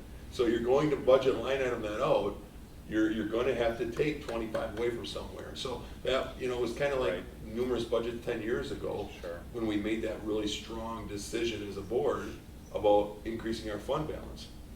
Because it got low, and we said, we're going to put a $100,000 line item every single year in our budget to replenish the fund balance and get it back up. And people were like, great, where's it? And I go, well, that's part of our structural deficit now. Like, we're going to cut an additional 100,000 to replenish the fund balance. And so it was like, people need, right? Everyone needs to understand, it's not just like we weren't budgeting. We need to take 100,000 from somewhere else to do that now. So I love the idea. The question is, where does it come from? Oh, I know, it's definitely gonna be an issue every year, but Yeah. No, I if like something it. can be Don't put get me into wrong. place so we can eventually tackle Yeah. this issue in a slow, Yes. meaningful way. Like we're doing with Chromebooks. Yes. Yes. Yeah. Or like we just had the discussion of last year, we're starting to do that with a line item for the Fab Lab and the equipment. Right. And we said, look, all that equipment was purchased at one time, right? And it was with the referendum dollars. That's getting old. Well, now, we said, yeah, we need to look at all the life expectancies of that equipment. And we need to get certain equipment on cycles now to pay for it each and every year. So we've created a line item budget. And but when people think of that, I want them to know, like, we just did come up with additional dollars for that of a line item that we never had. We've made some decisions of where monies won't go any longer to create that budget line item for those replacement cycles. So we're not caught all of a sudden with a $550,000, more than that, millions of dollars of equipment purchases in 1 year. Yeah, you certainly can designate funds, again, to Chris's point, where in the budget right now would we, but if, again, we were able to pass a referendum Yes. and have, it, let's say you make it maintenance, and whatever amount it is, if the direction again is replace all our roofs now, fine, but if it's use this money annually to start building reserves, those can be To have it earmarked available. within fund Right. balance as reserved items. Yeah, and, you know, we've used a couple examples now, Fab Lab equipment, Chromebooks, fund balance. Bob's area of maintenance, there's just so much, and it's not easy little, one-time things, and a boiler goes is another problem, Yeah. but. But it's nice having some fund somewhere available in the Yeah. long run. And I'm thinking, I know municipalities, like the Village of East Troy, they have an equipment replacement fund for their wastewater plant. Money has to be set aside every year to replace equipment as it goes bad. Yeah, And the so- state actually mandates that, they have to. Interesting, yeah, and that would be, again, is that what should be the direction, is that what we Mhm. should do? All right, Yeah, more to think about. I know. So, You didn't have to, right? Bob will get each of the board members the document. Yeah. It'll give you guys time, and you can then call up Bob, ask questions, that specific stuff of it. And then at the next board meeting, if you have anything that is needed prior to that, of a question or something that you would like still brought, just feel free to email me, and we'll make sure to get that here at the next board meeting to lead the discussion. Okay. Sounds good. Thank you. All right, thank you. Any other questions for anybody, or nothing to think about for now? Till the next meeting. Till the next meeting. All right, revisions to policy 551, compensation and leaves. This is not in your packet due to the fact it's not going to be an action discussion item even at all tonight. We're gonna take it back for a first reading. You might wonder, like, well, then why'd you put it up there? Because at the time, when I was making the agenda, I did not have an idea of how quickly we would need to move on it. But after a recent administrative team meeting, talking to a few other people, and working it through with a few staff members that this would impact, and it might impact more and down the road, I had told them that we would take it through a policy, first reading, second reading, third, and the final action if needed. And if it's approved, then we'll determine how it affects any individual members for this year. So where I'm going with it is, just so everybody's a little clear, if you're like, okay, it's clear as mud, we really don't know what you're talking about.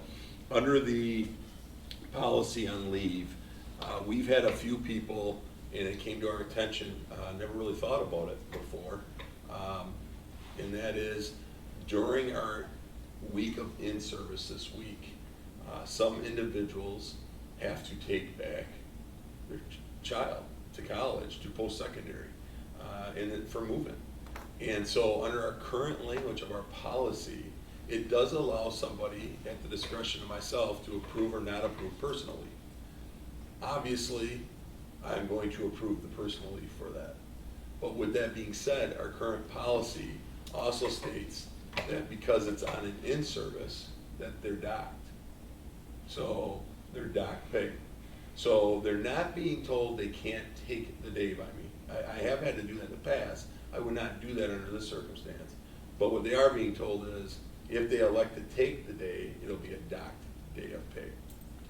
So what we're discussing and determining in language is, can we put something in the language that would address that type of situation, such as what we did with weddings recently a few years ago of a relative, where we said that a day could be used and it would not result in necessarily docks or pays, and could it be used as maybe even a sick leave, a sick day, so that, look, you're still going to have to be willing to give up something for that day. We're not just gonna randomly give it to you for free, but would it result in possibly the use of a sick day for you to go on that leave? So it would fall under kind of, you know, in the, do we wanna put it in the emergency, but it's really a non-emergency status?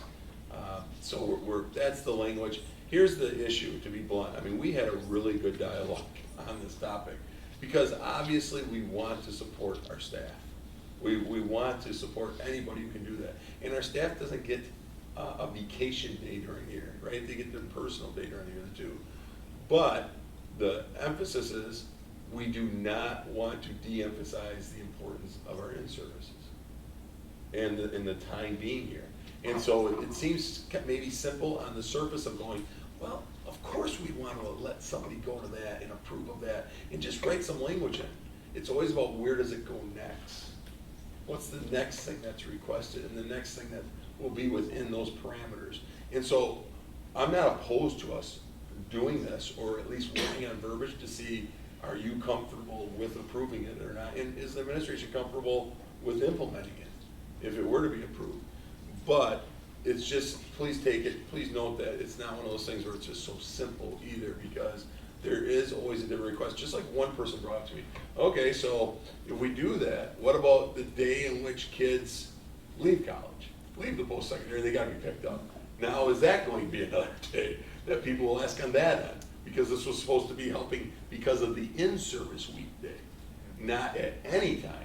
And we also are saying we do not want this to evolve into, this allows people to leave our in-services during the school year. Then all of a sudden we're getting into, now people aren't respecting the in-service time. We're trying to say we understand during this in-service week, there are some conflicts. And so what can we do maybe to assist with that conflict? And others could look at it and just say, well, you're allowing them to go already. It's just they have to make the decision whether or not they want to have a doc day. And that is true under our current policy. They're not being denied, but it is a doc day too, and we're asking, could we maybe figure out some verbiage to do something to assist some of our staff and to recognize that? And it's that balancing act of, as we always talk about, right, trying to do things for our staff that shows support of them and recognition of them and everything too, and not always thinking it has to be within a salary or health benefits. But I guess this is somewhat indirectly in regards to salary, because obviously they're being affected by a doc day. So that's kind of what we're trying to work on. So to be blunt, I do not have even a first reading put together on it. Whatever we bring forward, I'm actually going to work pretty diligently on redesigning the whole leave policy. I'm not going to change any language except for this area and see if you want to approve, but I think we need to make some revisions just to the order of this language, because it doesn't really, where certain things are under emergency leave and legal proceedings and all that, I don't quite follow why it's under some of those things. So do you guys have any comments on that at all? I know it's kind of broad and vague, but. Threading the needle on that one. Yeah. Even some direction, because we talked about it for 2 hours. Yes. Do we have a difference in definition between sick days or personal days? Okay. Yes. Yeah, so, basically sick is for some medical reason. Personal day can be any reason. You're allowed up to 2 personal days in a year. Anybody who does it, they are penalized half the cost of a sub, regardless if a sub is needed or not. It's like some encouragement to not use the personal day, so it's about $50. But we have language currently that says personal days can't be used on, and then it lists in-service days, days before or after, like a holiday, a break. Can't be the first, I don't remember if it's the First and last weeks of the school year. So personal days can't be used on those. And it says very clearly, such days will be done. I mean, that's our language, right? Yeah, so if you absolutely have to go, then we're figuring out your per diem, and that's what you're losing. How often does this come up? A lot. Does it? It's Yeah, never I mean- a lot of people, but it's all a onesie, twosie every 6 months. Yeah. I feel like we're having this discussion a lot. And this is specific to in-service week, which we probably have at least about 1 a year.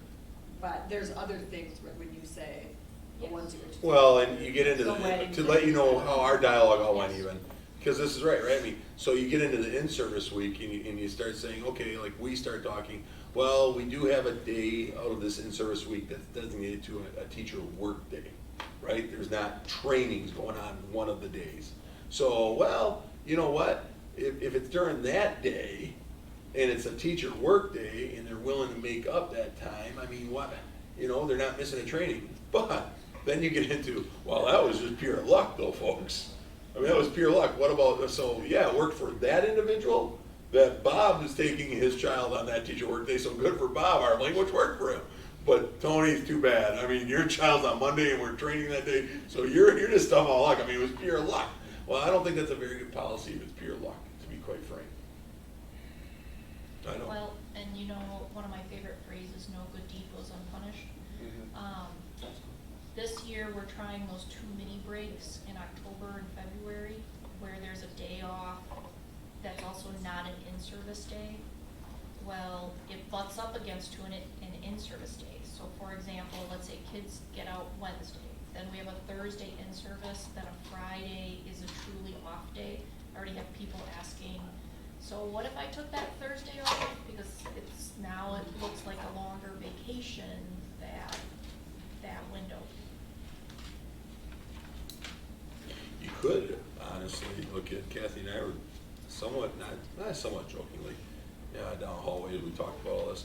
You could get into just going, you know, it sounds like leaves is a really messy component, and trying to figure out emergency leave, legal proceeding, is it docked, is it half, is it covered, is it sick day, all that. You could just say, you know what, let's just get rid of all the leaves, can't we? And how about we just tell people they're going to get like 3 vacation days, but you know, can't take it during this time and this time. I mean, it would eliminate a lot of things where we're no longer trying to figure it all out. It's just, you got these days, use them wisely. Well, but that doesn't necessarily address the in-service days. Right. No, if you You keep would that, still that's have right. days you can't go. That's right. And then you would That's right. still have these weird. If you're trying to situations. honor certain things where you want every person to be here. Yeah, I mean, you could split in-service days and come up with a separate category for in-service training versus in-service work day. And then you could, I mean, I'm looking at it from the corporate world, where there are just simply times you're told, figure it out. Regardless of what happens, thou shalt be here, because those days are so important. It's not a popular decision usually, but if you kind of know when they're going to take place, I mean, there are things like family issues like get to come up, but I guess if in-service is that critical, and that's an area where I have to defer to other people who are a lot smarter than me in that area, but if it's that critical, maybe we just have, hey, if it happens to fall on a work day, great. Supervisor's approval says, yes, that's something, you know, you can work around that. And if it doesn't, I mean, we have actually said you can take a personal day, it's just gonna be docked. We let them have some choices. The ability's there. Yeah. The tricky thing with in-services, just because it comes from my department, we Mhm. plan the in-services, is that's when we work to move the district initiatives forward. Mhm. That's our training, that's our PD. Now, I get it, from a teacher's point of view, like, I can be off that day and I don't have to do sub-plans and all of that. I get that, absolutely. There's more work to be sick as a teacher than to just come in and teach feeling like garbage. But, you know, I struggle with it just because that's when we're really trying to make the gains with giving people time to advance those district initiatives.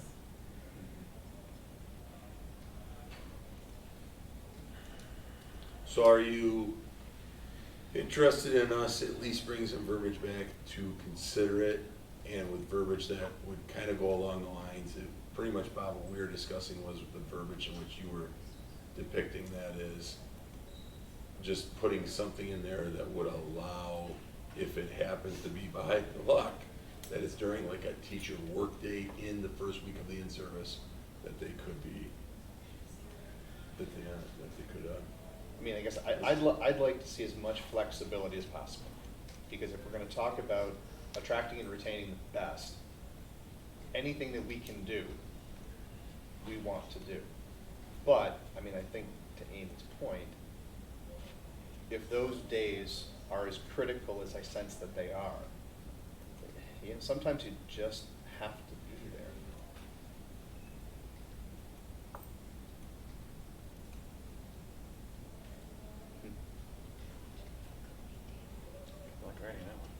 That's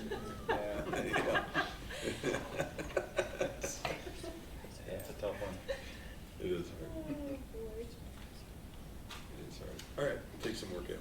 We'll take an effort at it and see where it goes.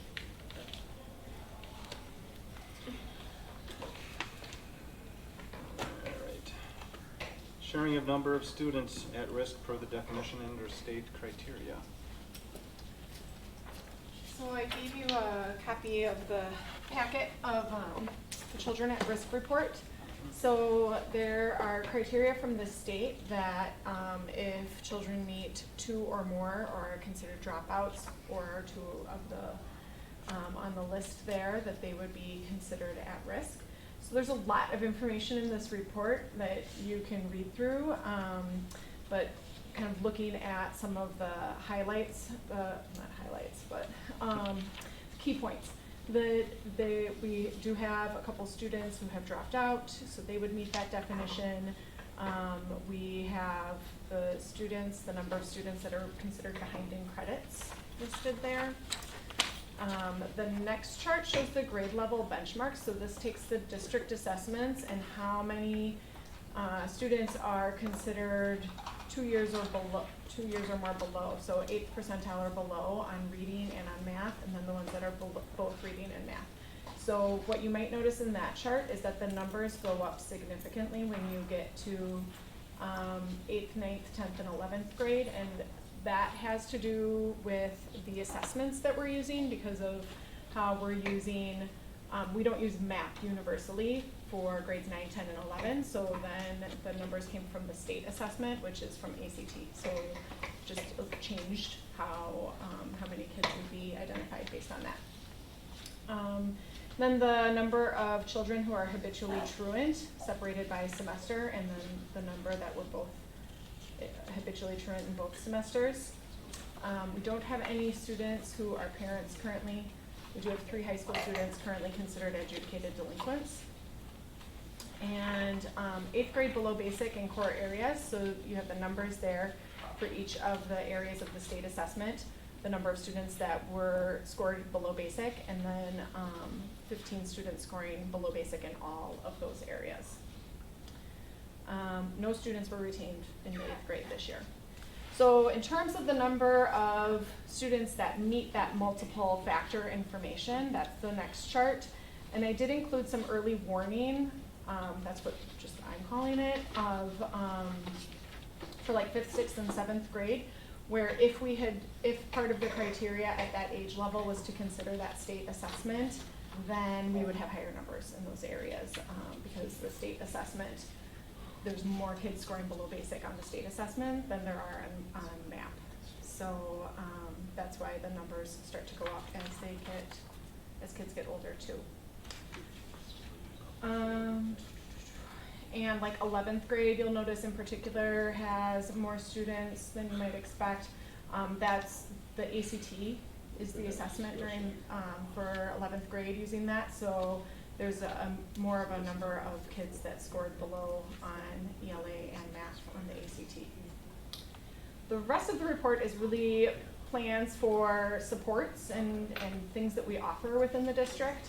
So one of the big things that I would like to mention is just Amy and I talked about working together to develop an alternative education committee where we could kind of work together through pupil services and curriculum and look at how we can better address some of these needs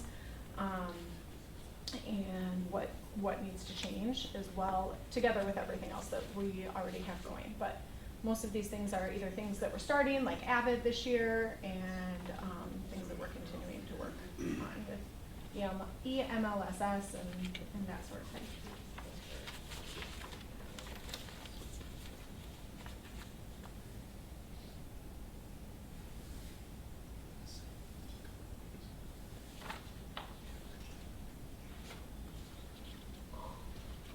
This is very well done.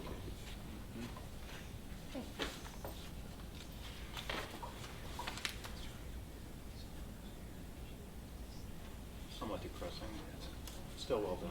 Yeah, so, and parents will get notified of if their child was identified as meeting that state criteria. And then I'll be working with Pupil Services and buildings to, kind of formalize what kind of plans we can put in place. Many students, I think, already have some sort of plan in place, but we need to formalize something more for those students at risk.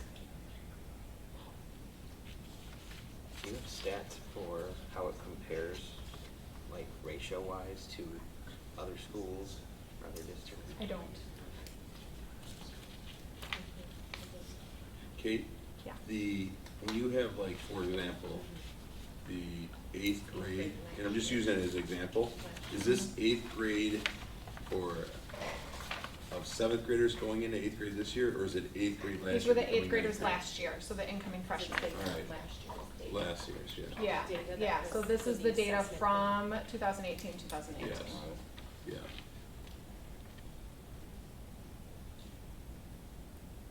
So because, we had tabled this because we didn't even have the data back yet, all of it, and with enough time to be able to pull some of those benchmarks. So, but it can help us plan for students moving forward too. So this is really important, I think, too, data, like for, when I look literally at Kent back there, this is because of being responsible for 9th and 10th grade and the transitions. And I look at the 8th grade as one example that's going into 9th grade. So I think this data is huge for Kent within that transition, and already be talking about it with the necessary teams and individuals. So this is really important. This is great. And Yeah. I mean, I know that we just received the forward exams a little while ago, so we're studying them and we're looking at the strands and everything else, but already recognizing the different number of students at certain percentiles, and then recognizing just how many of these students are meeting 2 or more indicators, I think is huge information to already be moving on. Yeah, one other thing that I would say that the state definition based on statute doesn't identify, it doesn't have a component based on discipline or, concerns like that. So I think that's another layer that sometimes could be a way to consider that kids would be at risk. It's just not part of the state definition. All right, thanks, Kate. I guess you're still up. Yep. Bullying harassment report for board policy 411.1. Yeah, so this is also the 2018-2019 school year report, the data from that. So we've continued to use the Safe Schools online reporting system. One thing that I will mention is that we get tips, that's what they're called, that come in through the website. And one challenge with the system that we use is that we get a lot of spam marketing tips. So then we're left to kind of sift through that. So it's just kind of a thing about the system, and we've been in contact with the company, asking them if there's a way that they can better manage that, because it was about 50% at least of the tips that came in. So then we're left having to go through and mark them as spam, but we can't prevent them from continuing to add those. It's just a little time intensive when trying to pull the data and everything too. So, and we continue to work in terms of pupil services, working on better educating, staff and students, and ideally the community as well about different areas, particularly the conflict versus bullying. Conflict being something that normally occurs where you might have a disagreement about different beliefs or just kind of a typical peer conflict, but bullying and harassment being less typical. So we have the definitions that we use in the district there at the bottom. All of the data is on the back. So I have it broken down by allegations that were made. And then the next chart is allegations which were valid complaints or tickets. So the ones that we look into all of them, and the ones that were found to be, yes, this is actually bullying, or this is actually conflict. So you can see the conflict numbers are larger than the bullying and the harassment, but we do still have, 18 bullying across the district and 13 harassment across the district. We did get a few other tips, safety concerns, maybe just a general concern about a student, or some concerns about staff members, or maybe how a staff member handled a certain thing. And then the bottom chart is major disciplinary referrals. So these are the ones that rose to the level where there was a specific disciplinary consequence that was documented within our disciplinary system. So 9 bullying for that, 11 for harassment. So total number of students disciplined was 16, and the total disciplinary events was 20. So sometimes, doesn't mean we're not doing anything about the other ones, but that it might be skill building or something like that that's a response. It might not be within that disciplinary system.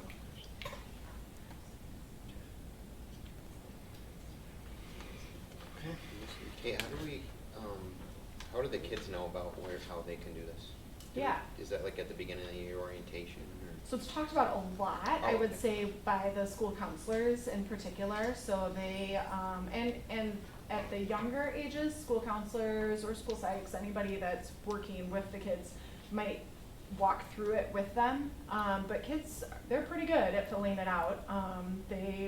We do have some kudos sometimes where they're, saying, I really like how this teacher's doing this. We don't get as many of those, but by the time they're in and working through middle school, they know how to use the system well. But we do reiterate it throughout the year. It's not just like a one time. Yeah. Mostly people are going to the website. Sometimes it's parents filling it out on behalf of their child. Mostly people are going to the website. Sometimes we get them via text and things too, but mostly website. It is right on the homepage too, report a concern, and then it goes right to they can choose which building. Okay. Thanks, Kate. Yep.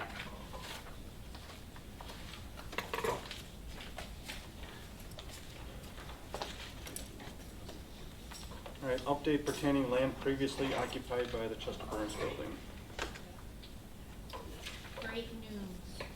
Finally got it. It is, I had to hand it out because I got it on Friday after the board packets were run. And Steve's not even here, but last board meeting, he asked for an update on this, and so I called them and I said, guys, they're asking for an update again. The board meeting is Monday, August 26th. What do you think? Can it be done? So Friday again, it got delivered to my mailbox, and I even printed the cover letter, or not the email I printed as a cover, because the next step then, according to the surveyors, is that we go to the village and get this on their agenda for the review. Because we're proceeding with the certified survey map, the CSM process, which gets the parcels subdivided based upon where we're listing the property. So you can see I think the third page and fourth page is clearest to me anyway in my brain of, there would be one parcel that the line is past that baseball diamond, past the parking lot before the baseball diamond. I guess I should describe it that way. That would be one lot, and then the other lot is what we're putting for sale. And through this process, trying to take all the tiny parcels that make up each of these parcels and making them just two separate parcels all joined together. Again, this is what would go in front of the village. I haven't contacted our realtors yet to tell them that this is done. I'm hoping they can list it from this and not have to wait again with the listing through the CSM, but I'll get that confirmation when I talk to them. Because for a while, again, it was, should we list it without the survey? And the hesitation was, no, you might get a buyer who, then where's my property line? What exactly is this? So having it again, at least in this stage, I'm comfortable with listing. I hope they will be, but I'll wait again for the realtor's advice. And then we'll proceed to the village to get the certified survey maps done. My one little other asterisk, I showed you, I think at a previous board meeting, some of the historical documents that got pulled by the company to do this. And one of the pieces that he was wondering was if there was a formal easement made with the electric railroad, because right now they use the driveway that goes out to Division Street. And it was early summer, the surveyor and I were in contact, and I said, have you found anything in the legal documents? He goes, no, but they're really hard to read. He goes, just call up the electric railroad and talk to them. So I did that, and I talked to the gentleman at the electric railroad, and they said there's nothing formal that he knows of either of a formal easement on that driveway. However, he said that, we're dancing around the subject of do you need it going forward. And, I said, I know that your garbage disposal comes in that way and out that way. And he said, even more than that, when we've had inspectors come, we need a second exit for fire reasons. So he said, we do really need that. And I said, if we end up down the road of doing a formal easement, I said, right now what I can promise you is I'll talk with you. I said, I don't know where it'll go. Again, if whoever buys this property keeps that driveway right there, no problem. I would think we're doing a formal easement then with the electric railroad, us, and again, whoever buys that property. What worries me a little bit more is if somebody comes along that says, we'll buy the property, but we don't want an easement at all in the back. Because we've talked about maybe having the entrance only to the front, and we could live without something to the back. We could still have a fire road. Is Bob still here? No, we talked with a couple of representatives from the village came out one day when we were trying to assess our parking situation. They said we could just have a fire lane on the north or south sides for that matter. So we don't have to have an easement, but again, that's across that bridge when it comes to it, and maybe the buyer will be just fine with the easement. And it might be worth just mentioning that to the village also as the CSM goes through them, so they're aware that there might be a situation there that Yeah. not really landlocking that parcel, but The easements in question. easements could be an issue with them. And maybe the village can try to approach it from their end to see if there's something they can do. Okay. But so I guess, in this step, I think the survey looks good, and we would be taking it to subdivide those two properties. Okay. Or make it two properties. Okay? Sounds like a plan. And list it based on the parameters from last fall. Okay.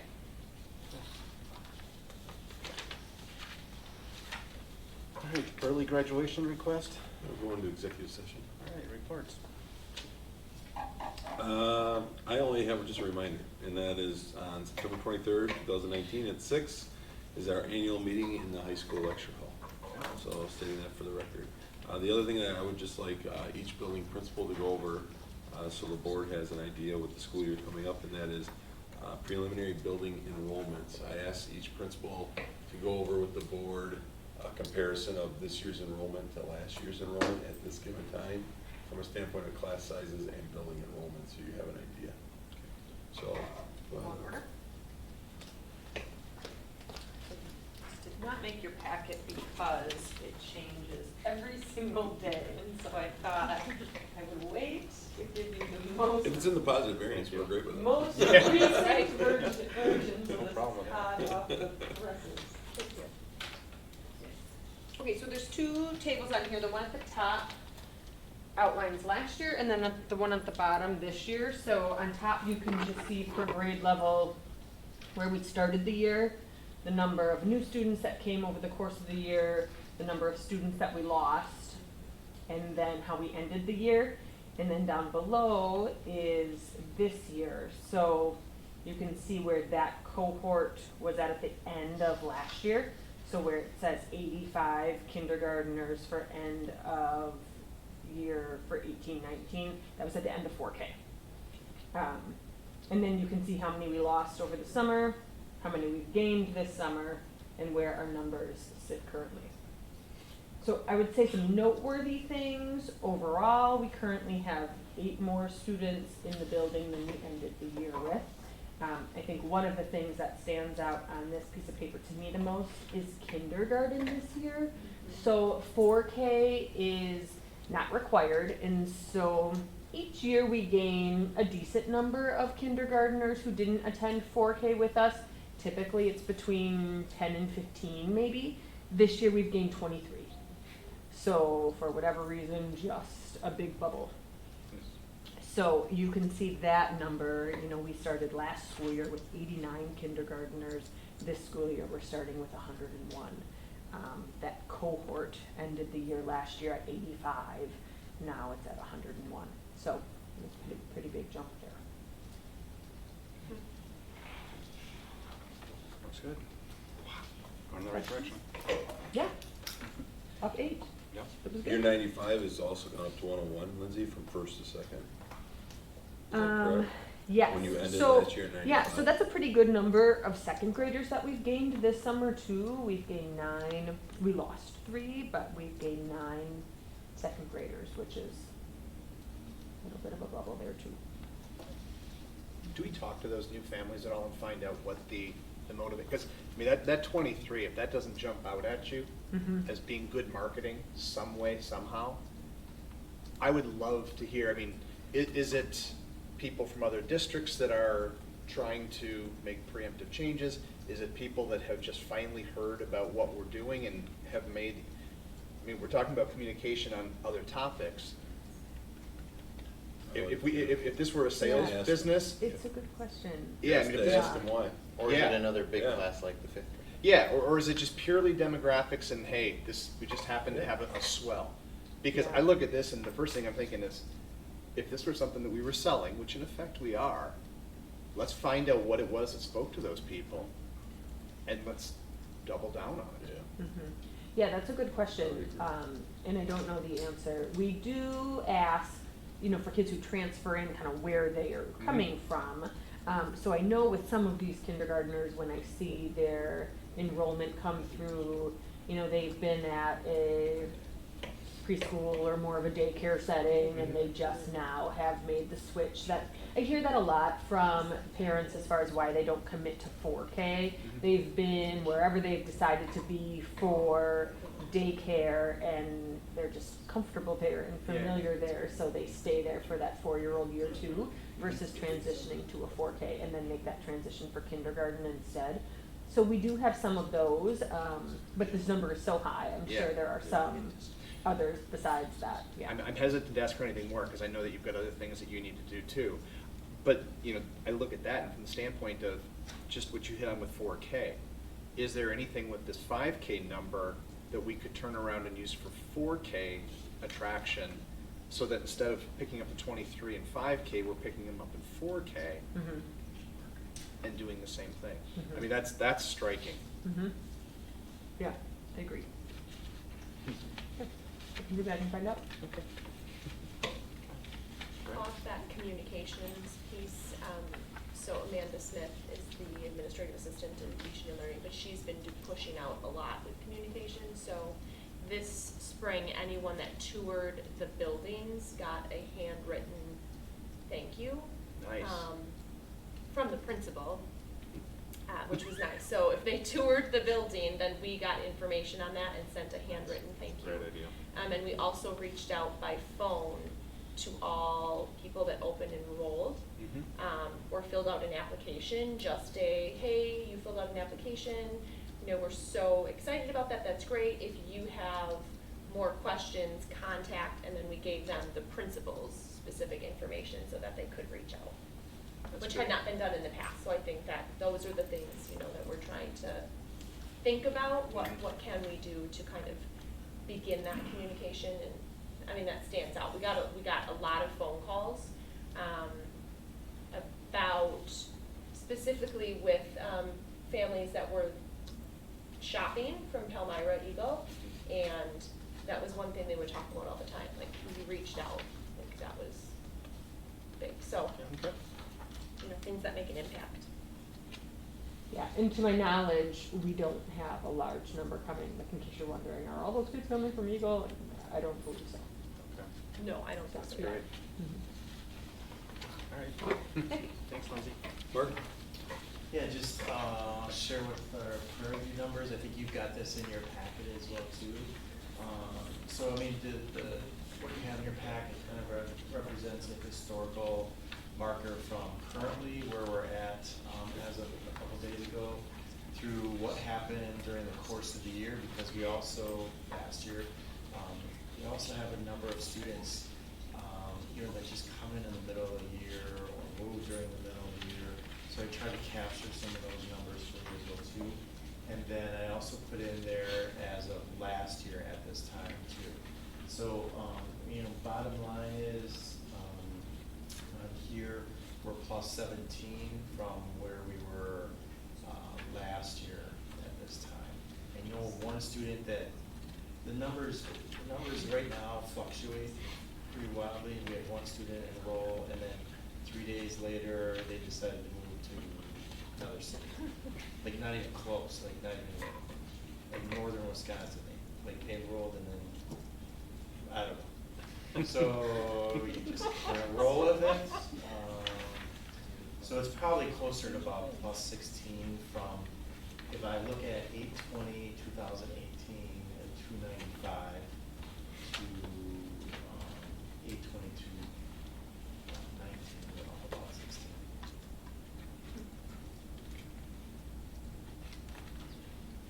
And I will say a special thank you for that adding of the 5th grade teacher for that 1-year only position. If you look at our numbers in 5th grade, we're about 116 in there. If you would divide that by 4, that puts you right at 29.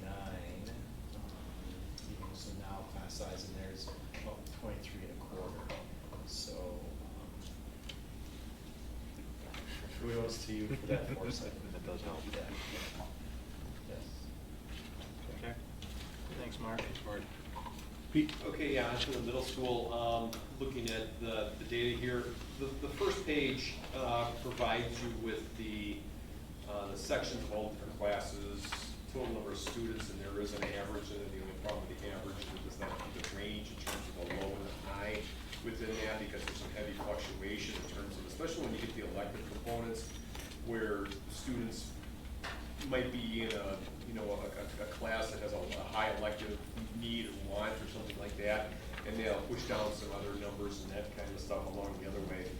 So where they basically, and how they're scheduled out, for instance, you might have a STEAM class that might be at 20, but then you had to have another STEAM class the next period might have it at 28.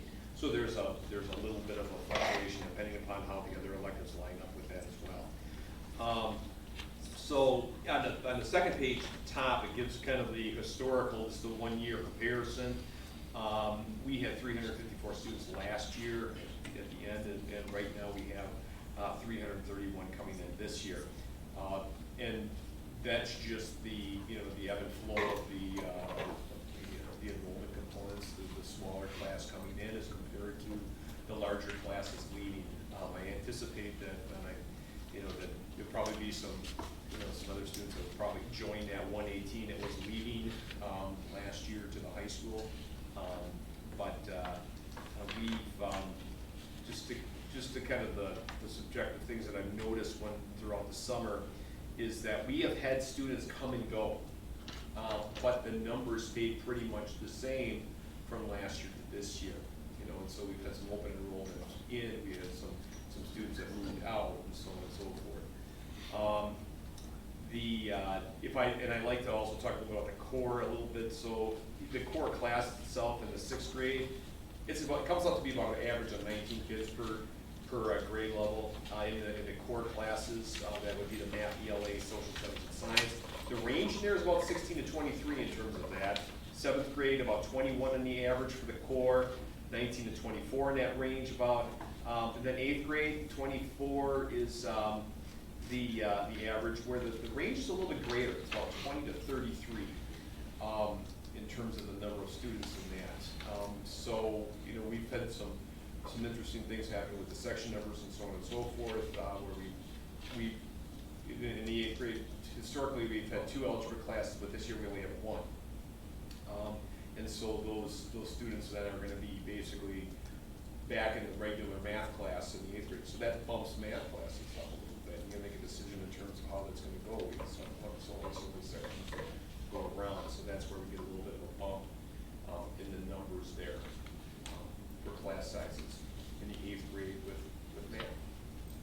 Plus the fact is that we're taking the 7th graders that actually are accelerated this year, instead of putting them in their own class, making a homogeneous environment, we are actually putting them into the other 8th grade classes, kind of making it more heterogeneous, because that's the goal of the math, is to try to eliminate some tracking for that, and have more of a broad spectrum in terms of ability levels within the classes.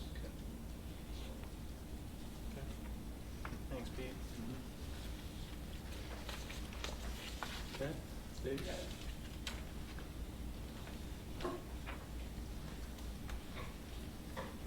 Alright, so for the most part with our stuff, it's been pretty flat. And when we're looking at just from like a cohort perspective, like the current 12th graders from last year, they went up 1, 11th graders went up just 1, 10th graders down 1. And then really where we see the big change in terms of overpopulation is really we had a large graduating senior class and a smaller freshman class coming in. And so that's where you see that discrepancy between the total numbers of the 572 and the 586. It's really just those two shifting. So if you look at cohorts, for the most part, we're really, really flat. You know, when it comes to in terms of the class sizes, you know, they're approximately around the 22 to the 26. We got some that are definitely smaller than that, and a few that are a little bit bigger than that. But most of them are in that pretty nice sweet spot of where we're kind of at. So. Okay. All right. All right. Thank you.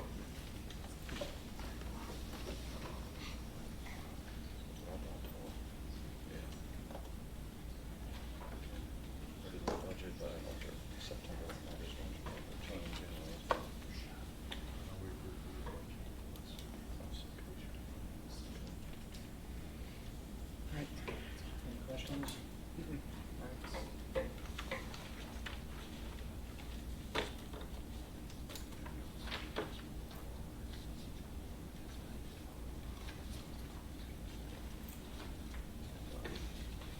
All right, Kathy? You just have in your documents what will be the newspaper come annual meeting time. Page 47 is the one page that goes in, and then 48 through 51, as the paragraph says on the very top of the budget publication, it says a more detailed budget is available at the district office. That's like required language that they want you to put in. So pages 48 through 52 is what I have available sitting by the door at the district office. It's a pretty quiet year. It's not something like last year with that large fund balance outlay of Chromebooks. We have a small fund balance outlay of Chromebooks this year, but last year, you know, it's a lot more difficult to explain why you're going up a larger percentage of expenditures if you have like a one-time. This year, it's a 3.33% total levy right now. Again, lots of things will change between now and October. A 1.3% tax levy rate, and that was built on a 2% property valuation increase. Baird did just send me an estimate of what it's going to be in October, and it was higher, which will make the mill rate percentage increase lower. So that's good news. But again, just like you to have an idea of what you'll see at the annual meeting in your packets right now. Okay, thanks, Kathy. Yeah, on the enrollments, can I just ask something? So that's accurate. So Pete, you had last year in 18-19, 118 in 8th grade, and coming into the 9th grade year, we're at 140. Is that correct? Yeah, we can go for about 30 plus. Yeah. Yep. Okay. Great. Thank you, guys. All right, Amy. I think after Kate's report, this is really appropriate. But we've been talking a lot about the difference between achievement versus learning, and if they're synonymous or not.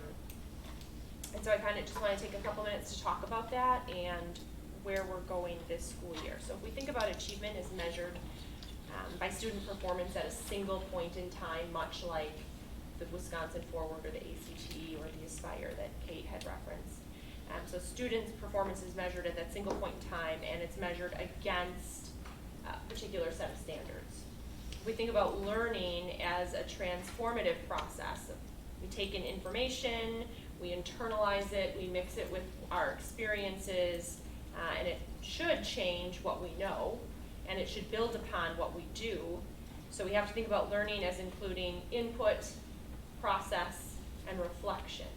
So that makes us think, is that what's really happening in our classrooms? So that's what should happen, because input, process, and reflection should turn to change, essentially. So in thinking about having those elements living in our classrooms, we're going to focus really, we talked about the assessment continuum last year, we've introduced that, and so we're really working with staff, not to disregard achievement. Achievement is important, but we have to really focus on learning. The thought is if we're focusing on those three areas, the achievement then is going to be positively impacted when students are truly learning. And so we'd like to really address that through some components, including self-reflection. So we had a lot of discussion at the administrative meeting about reflection and the fact that kids aren't just born knowing how to do that. We have to teach them, how do you reflect? How do you take those reflections and set some goals for yourself? How do you monitor your progress towards achieving those goals? How do you share your results? How do you use those results to identify your areas of strength and your areas for growth? Knowing that all of that is based on the standards and what they should be learning, but then that provides students with authentic opportunities and experience to demonstrate their knowledge. Are they having a say in how they show what they're learning? Do we have authentic audiences that they're demonstrating their learning to? Are we relating that learning to life outside of school? You know, we often hear, when am I going to use this? Do we have good answers for that? Are kids finding those answers? And so part of that assessment continuum that we introduced last year, it had summative assessments, formative assessments, and then there was goal setting and feedback. So really kind of honing in on that feedback and goal setting and teaching kids how to take their learning, how to take what they're supposed to know and be able to reflect on it and begin to set some goals for themselves, to be really involved in that progress of monitoring their own progress, the process of monitoring their own progress.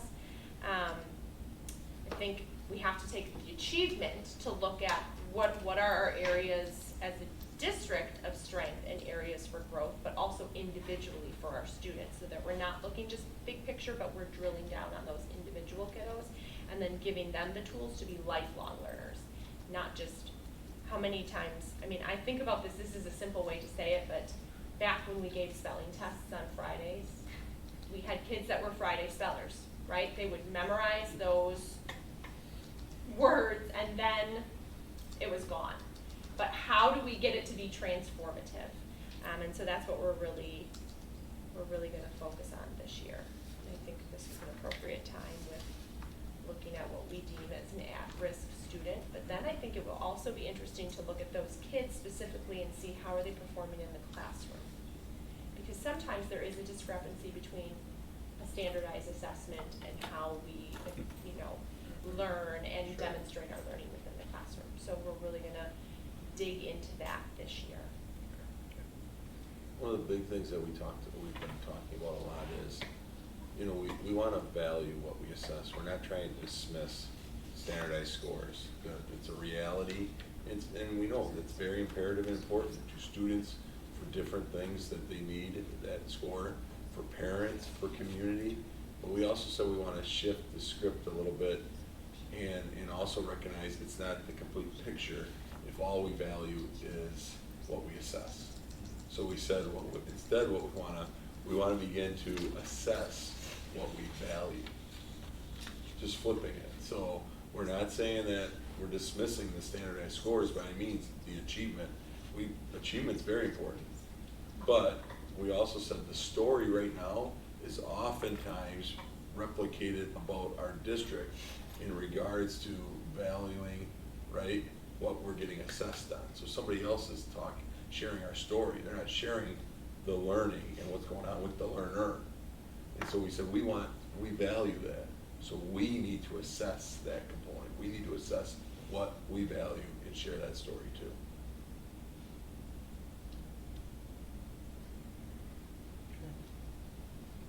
And I will tell you, I get very confused as I'm going to stand it back further. Okay, let's think about that.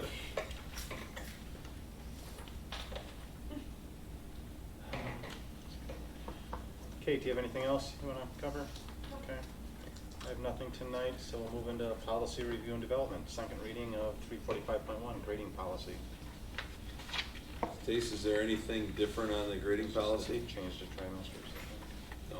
No. Okay, same as before? Yeah, it is. So we'll just bring it back for final action then at the next board The only meeting. question we had was, when Kent and I were going through, do you see on course add drop? We did want you to know that with adding a course, we do feel it should be by the 5th day of the trimester, but to allow the students more flexibility, you could drop a course with the W up to 10 days after the, so those, right now, we have them both 5, and after some discussion, we said, well, you could drop later. Adding is hard after 5 days. But just keep that in mind. So we made note of that on ours, if you'd like to make a change to that. That makes sense though. I mean, Yeah, for it a does. child who's picking up a course after 5 days, Yeah. already, so that makes sense. I didn't quite hear that. So you like the dropping after 10 for the 10-day window? You want to change it to 5 is what you're saying? No. Stace? No, you No, want to keep that change at it 10? to- Right. Okay, and only change the drop, the Yes. add to 5. Yes. Yes. Got it. We'll bring it back. Thank you. Sounds good. Oh, yeah, absolutely. Communications announcements. Really quick, just a thank you to East Troy Lumber and to the students at the high school and Mr. Moss in regards to East Troy Lumber donated the lumber for these picnic tables outside the district office, and the high school students, during the summer put this together. It was brought forth by, I think, Ms. Vospanchik and others in regards to, I wonder if we could authentically have some of our students engaged in making some outdoor arrangements, which, by the way, you're gonna start seeing more often around all the buildings, because there's certain projects that we've been identifying outside the buildings. And I already talked to Mr. Ellis and said, instead of us purchasing, why don't we let the tech ed departments know of these projects? So the students, so I just want to thank East Troy Lumber, thank Mr. Moss, and thank the students that were involved in composing these picnic tables. The other thing I wanted to bring up was during summer school at Prairie View Elementary School, students in Mr. Church's Smart Lab, they created an arcade with games made out of cardboard. The Smart Lab is a space where students explore, as we know, STEM education by using numerous different engineering design, and through that they made their games course through the summer school using a combination of the cardboard applications. Through the whole arcade experience, they raised a total of $216, which they donated then over to the East Troy Community Resource Center. So I thought that was well done by the students and very authentic, and obviously going towards a good cause. So I wanted to say well done to the students and to Mr. Church for that summer school experience.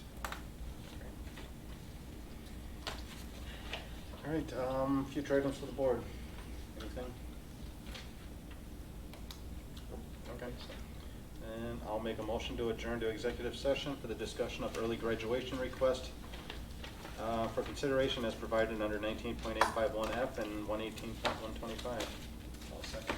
Okay, roll call vote. Bob? Aye. Tony? Yes. And I vote yes. We're in closed session.